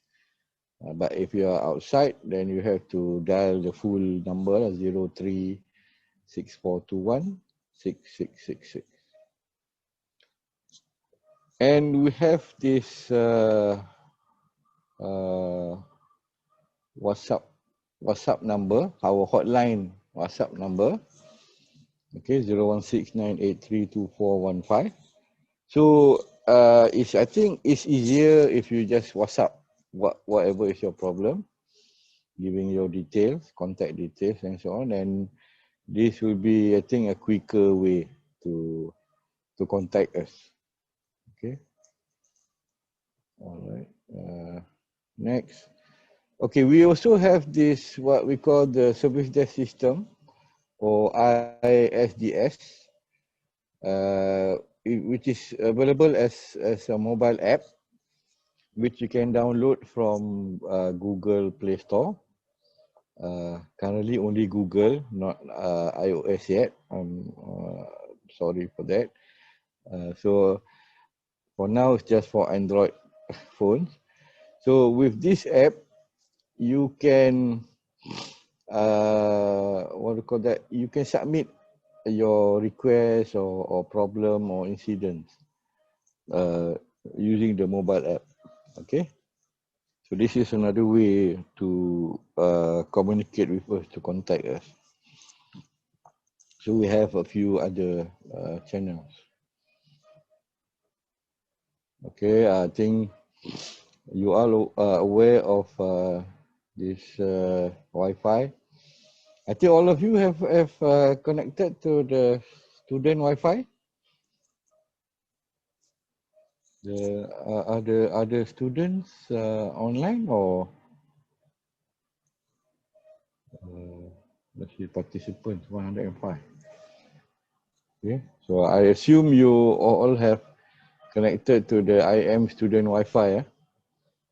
Hopefully, there's no problems to connect to the student Wi-Fi, especially at the Mahala, because now at the Mahala we have recently upgraded the Wi-Fi.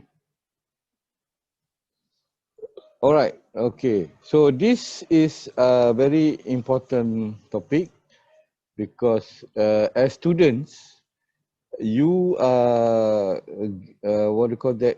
You are given an email called the IIUM Live email, which you have to activate. Later I will show you the steps. Okay, in iMaklum, the student portal. And when you activate this live email, you can use the live email as your username and password. You can set your own password. You can use it to install Microsoft Office for up to 5 devices. Okay, this is given free to all university students by Microsoft. Actually, it's not free. The Ministry of Education, of Higher Education, is paying Microsoft to give all these licenses to all local universities in Malaysia, the students, this license, the Office license, and also other Microsoft software from Microsoft Azure, like for example Windows 10, Microsoft Access, Visual, Microsoft Project, Visual Studio, and so on. Okay, and you also get OneDrive free, OneDrive with 1 terabyte of online storage space. Okay, OneDrive is like Google Drive, is the cloud storage, and the email using Outlook. Okay, so that means you can check once you activate your live IIM email, you can check your email using Outlook. Okay. Okay, so recently we have announced to all students that the live email is the official email for students. Okay, so all communications with students will be using this live email. Okay, so that's why it's important for you to activate this email. Okay, this video of the announcement is available in YouTube. Okay, you can go to YouTube, look for the YouTube channel ITD IUM official, and then you will see this video. Okay, and also please subscribe to our YouTube channel. So let me just play this video very quickly.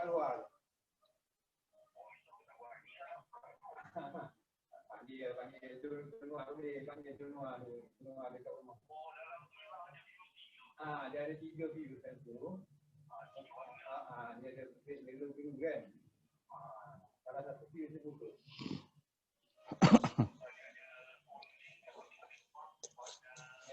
Merah dengan biru.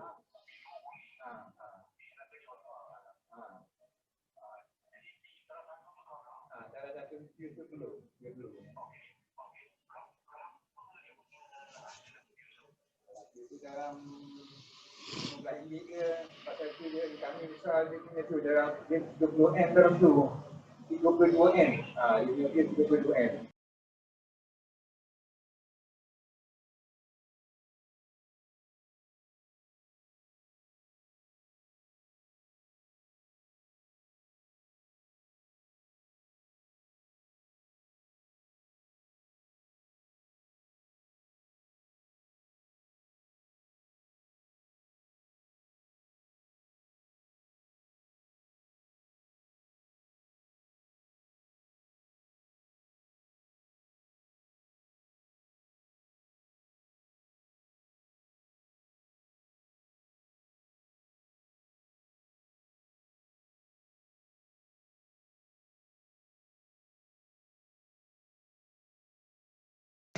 Okay,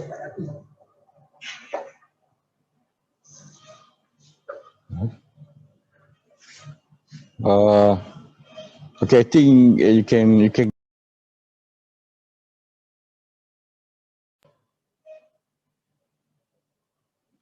Am I muted?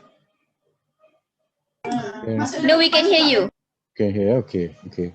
So I think you can go to the YouTube and look for this video. So now it has become an official policy for students to use this email as the official communication for any communication with for IUM. All right. Okay.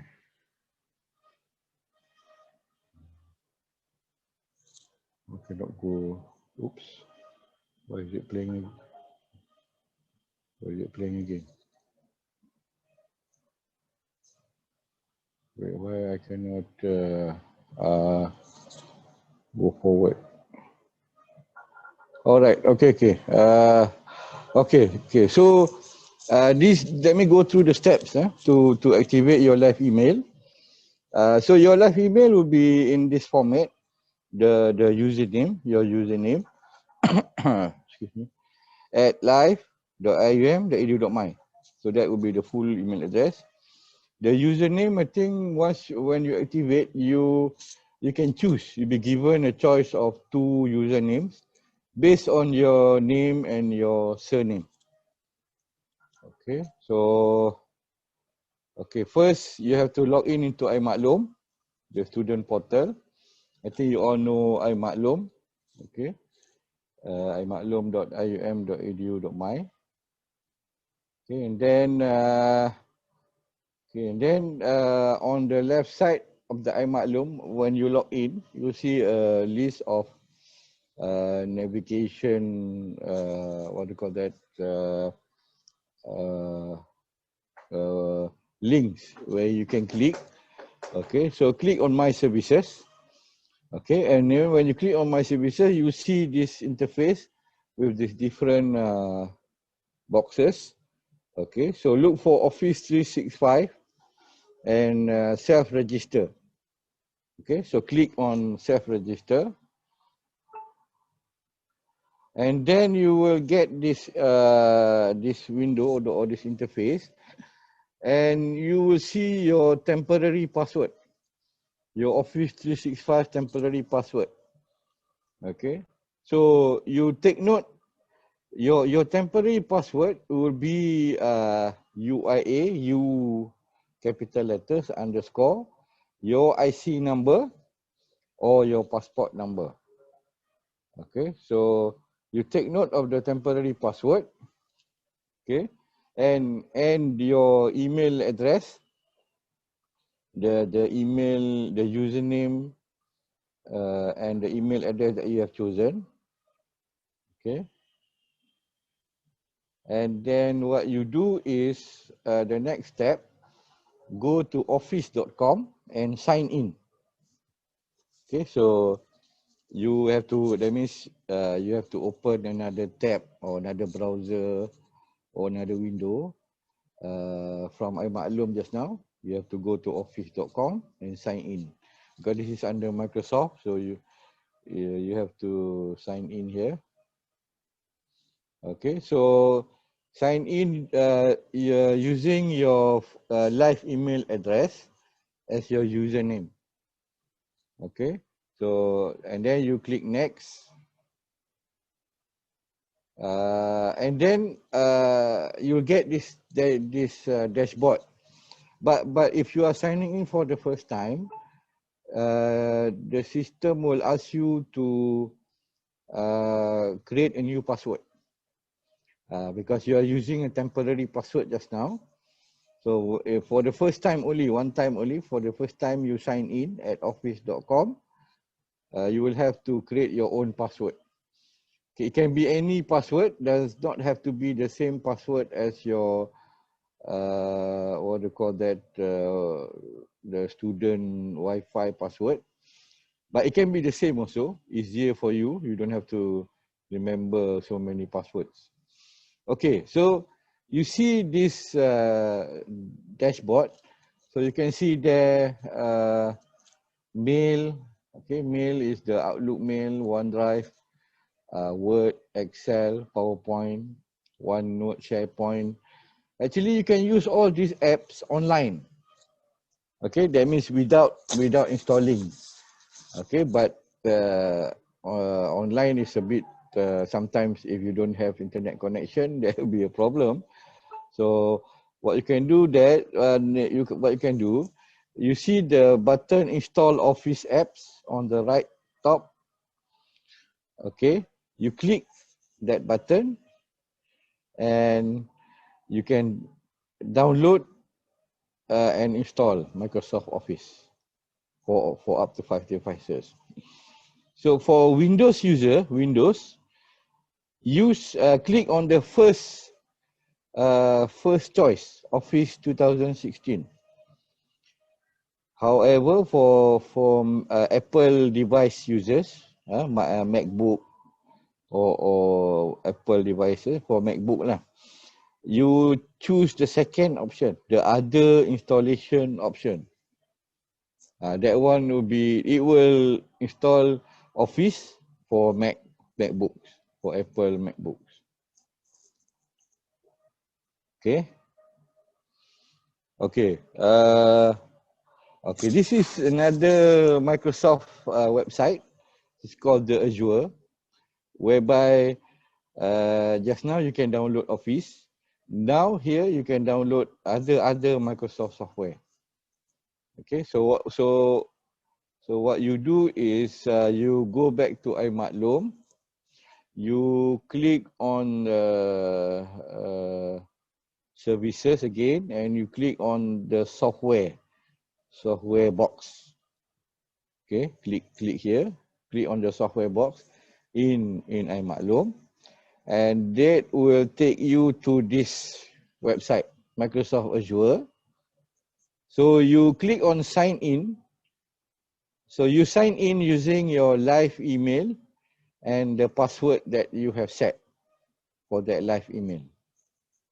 Okay, just now when you first entered the office.com, you set your password. So use that same email address and password.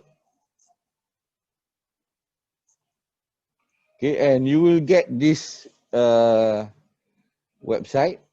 So here you can see under software, there's a lot of software here. You can download Windows 10, Microsoft Project, Microsoft Visio, Microsoft Access. But you will not find Microsoft Office here. Microsoft Office is in the other website, the office.com. This is under Microsoft Azure, another website of Microsoft. Okay, so you can browse through and you can download. For example, if you're using Visual Studio, Visual Basic, Visual Studio for programming, for example, you can download from here. All right. And also, apart from software, there is in the Azure website, there's also some sort of, there's a learning, there's like a free courses, where you can learn about cloud computing using Azure and developing apps for the cloud. Okay, so you can take these courses. Okay, so I think I will not play this video. I think we have a video called IIUM ICT Services. Okay, where also in YouTube and in our channel, ITD IIUM official channel. Okay, so the steps just now that I showed is in this video, and also other services. So please go to YouTube. Okay, go to our channel ITD IIUM official and look at this video, IIUM ICT Services video. or you can download from YouTube. Okay.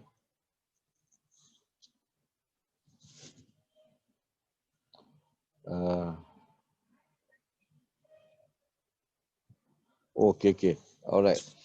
Okay. Now, the student password, not the live IUM password, but the student Wi-Fi password, which you use for your airdrop, pre-reg, mahalah registration, and so on. So that password, if you forgot that password, okay, then you can go to iMaklum, the front page, the login page. Because that password is used to log in into iMaklum as well. So in that front page, you see the yellow arrow that on top there, the link forgot password.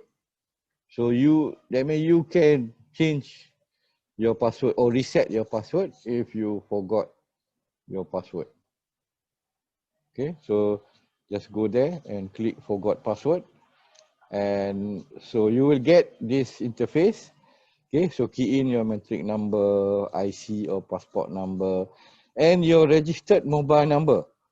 Okay, so that means you have to register your mobile number in iMaklum. Okay, so make sure before you forget your password, register your mobile number in iMaklum first.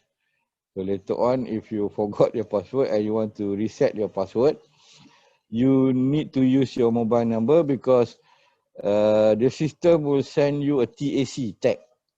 Okay, if you have done online banking, you know a TAC tag number to your handphone, which you have to key in to reset your password. Okay. All right. So if you go to the iMaklum front page, you also see the button down there, the Wi-Fi mahalah support, Gombak, for Gombak. Okay. So if you are at the mahalah in Gombak, and you need to report Wi-Fi problems at the mahalah, go to iMaklum login page at the front page, click on that button, the Wi-Fi mahalah support button. Okay, so that will take you to this page. Okay, so if you, for the first time, you have to sign up first, register or sign up using your live IUM email. Okay, so you have to use your live IUM email to sign up, to register.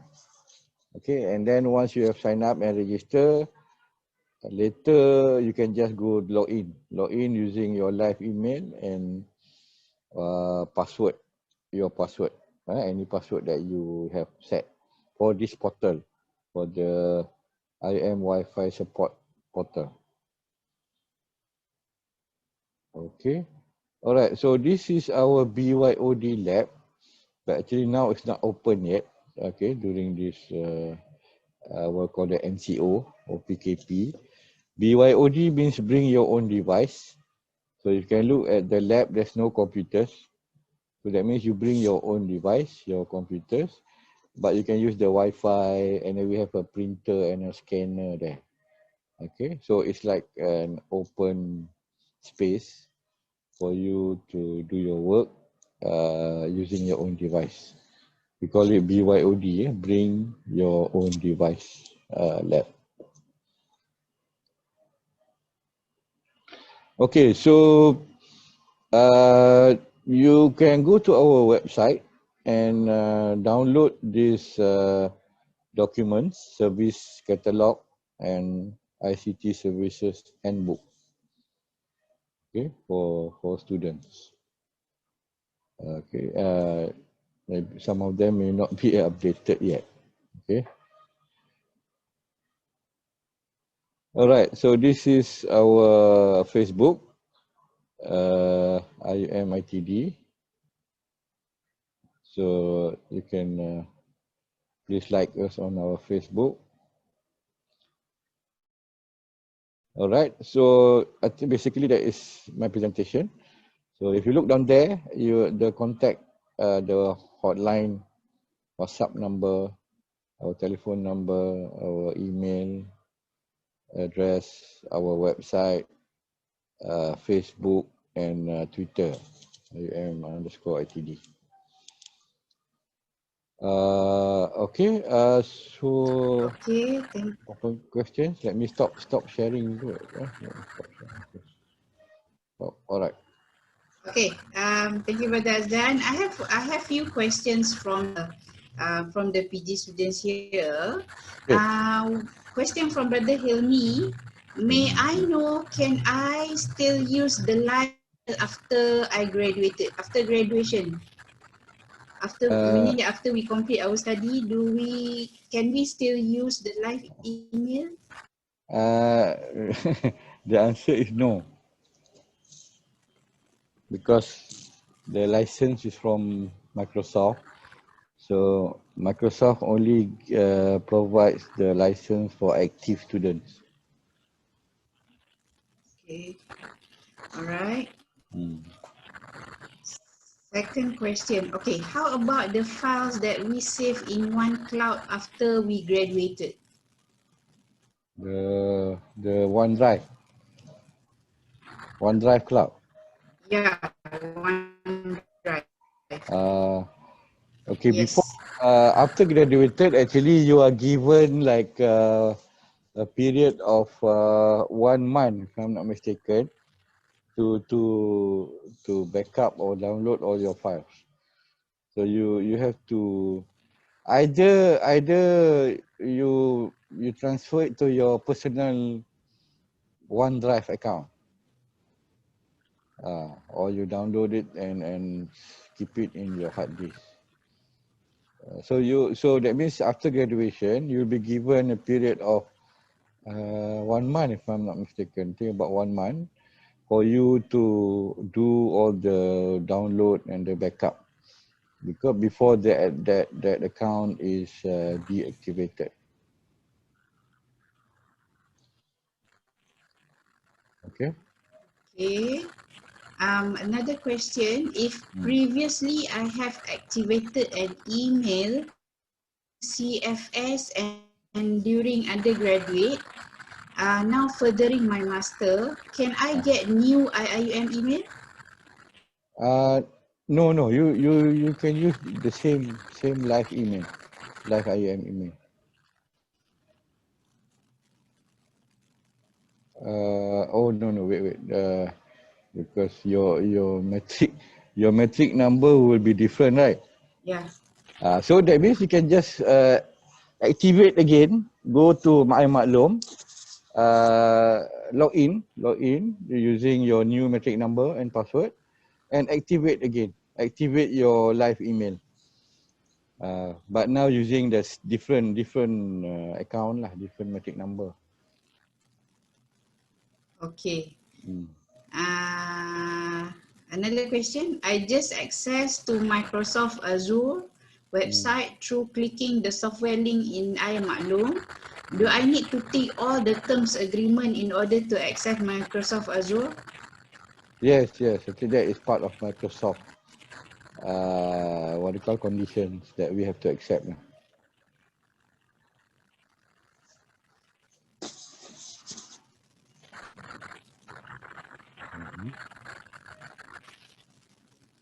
Okay.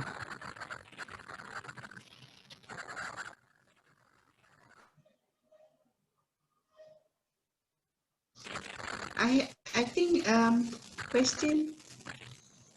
Sorry, can you hear me, everyone? I think there's issue on my internet connection. I see Sister Siti Zubaida raising her hand. Would you like to ask questions, Sister Siti Zubaida? Yes, I am. Okay. Okay, so I just opened the iMaklum and then I tried to see all the announcements, but when I clicked it to open it,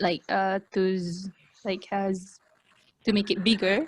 It's just like half of the page. So sometimes I couldn't see the poster or couldn't see the image attached on the announcement. So is it possible that, yeah, like I don't know like how to fix. I mean, like on my part, like I couldn't do anything about it.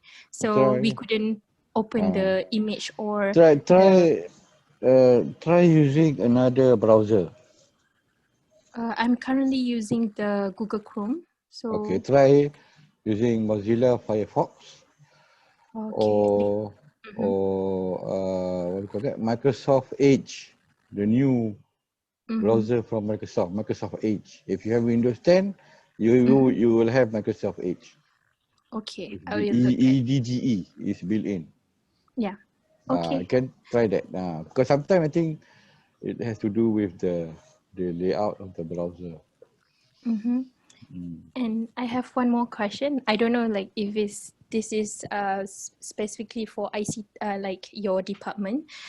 Is it possible that whenever there is an announcement on postgraduate like CPS, student will get notified through email? So because in my previous university, whenever there is an announcement, we like I mean like students should go like check the updates, but is it possible from the university part like notified students about notifications or any announcement? Okay, thank you for asking. Very good question. This is related to the live email just now that I mentioned, the new policy that the live email will be the official IUM email for students. So with that policy, all new announcements will be emailed to students. So we will email, and that means we email in bulk in one shot to all students using your live email. So inshallah you will get all the announcements. When will it start? It's started now. Okay, thank you. Okay, thank you. Okay. I see a few hands raised. Sister Siti, if I already have the Outlook email, does that mean I will have two Outlook your Outlook, accounts, or can I just use linking it to the IIUM live email? The other Outlook account, is it your personal Outlook account? If it's your personal, then that means you will have two lah. One is your personal Outlook and the other one is your IUM live email Outlook. But what you can do is you can set whereby any email from, let's say, from your live IUM account will be automatically forwarded to your Outlook personal account. You can do that in the settings lah. You can try to Google how to do that. Basically, it's in the settings. Just go to settings and you can forward. Automatically, it will forward. Okay. Alright, any question? Assalamualaikum. Waalaikumsalam. Ustad, for those who already have Microsoft Office in their devices, if we download the new ones, will it affect the previous one? Your existing Microsoft Office? I already have my Microsoft Office, but it's a bit old, 2007, and I would like to get this new one. So would it affect it? Is it a licensed one? The previous one? No, I don't know about it, but it's already like it's mine in my device. So it's advisable to what do you call that? Remove first your existing Microsoft Office and then install the new one. But however, if you install the new one without removing, it's still okay. I think because there are different versions, so I think it will there will be like 2 versions of Microsoft Office. But better for you to use the latest, the new one lah. The new version has much more what we call that, features. Yeah, Nice exactly. features that you can use. Yeah. And another one, after we graduate, will this Microsoft Office still be in our devices?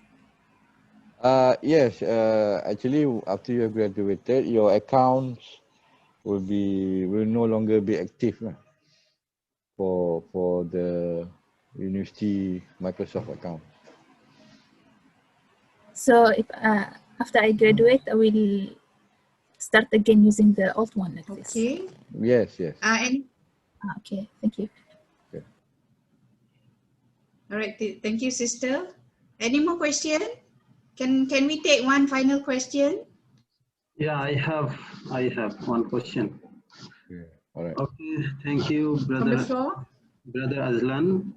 I'm Muhibullah, PGSS member. Okay. Actually, one big issue I'm facing from last year. I'm using IIUM Office, so for my Microsoft Word, especially the Microsoft Word. So when I download any file sent by someone, but I see my Microsoft Word file cannot be open anymore. Again, I need to restart, and I see there is one option they show save mode. So if I stop save mode, then again I can open the file. I cannot fix this anyway. I have watched many YouTube videos and I tried to fix. Like 64-bit, I arranged 32-bit. But the same problem happening every time, even now also. So now I work directly from OneDrive. So, but I need the solution actually. I'm not sure because I think I have to look at your problem. I think the best way is for you to drop by our service desk help center, and the technician there can straight away bring your notebook, your laptop. The technician there can straight look into the problem and try to solve it there on the spot. So now the office is physically allowed? Yes, until 1 p.m. Okay, thank you. Okay, welcome. Okay, thank you, Brother Muhib. Thank you, Brother Azlan, Welcome. from for sharing the information with us about the facilities for us as students can basically can use. And I would like to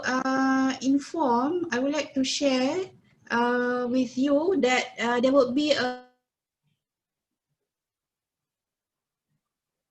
kuliah-based ta'aruf session beginning this Friday for respective kuliah, and the information we will share the information later on. Most probably on PG information that you can get in touch with. Okay, this all the updated session that we receive. Okay. For kuliah based, bear with us. Please look at the time for your own kuliah, for your respective kuliah, and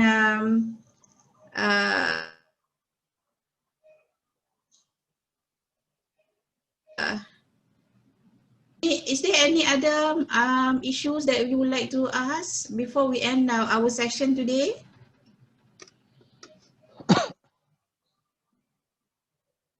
Hello, Assalamualaikum. Okay, one last, I know that you already answered that, but after I finish my study, so I only have 1 month to access to all the, like the email and also the drive, right? Only for 1 month. Wow.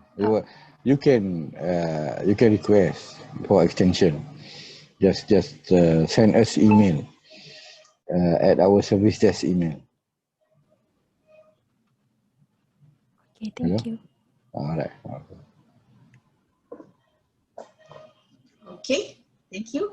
So on behalf of CPS, Center for Postgraduate Study, Okay. and PGSS, I would like to our officer from library, Madam Anis, and our officer from Finance Division, Brother Rijal. And lastly, Brother Azlam Muhammad Zain for the fruitful sharing of information today. Okay. So I would like to remind all of you again, if you have any effective officers, okay, because currently due to the MCO and due to the pandemic, most officers are working From home. Remotely, and respective officers via email, via virtual counter, okay, please keep yourself updated with the information on the respective websites. All right.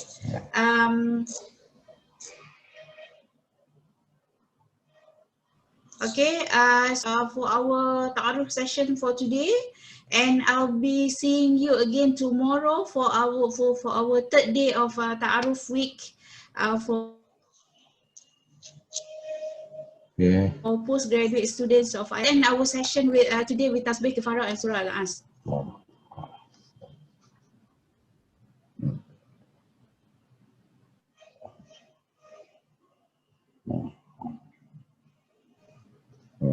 Betul. Thank you so much for your kind cooperation. Thank you. Assalamualaikum warahmatullahi wabarakatuh.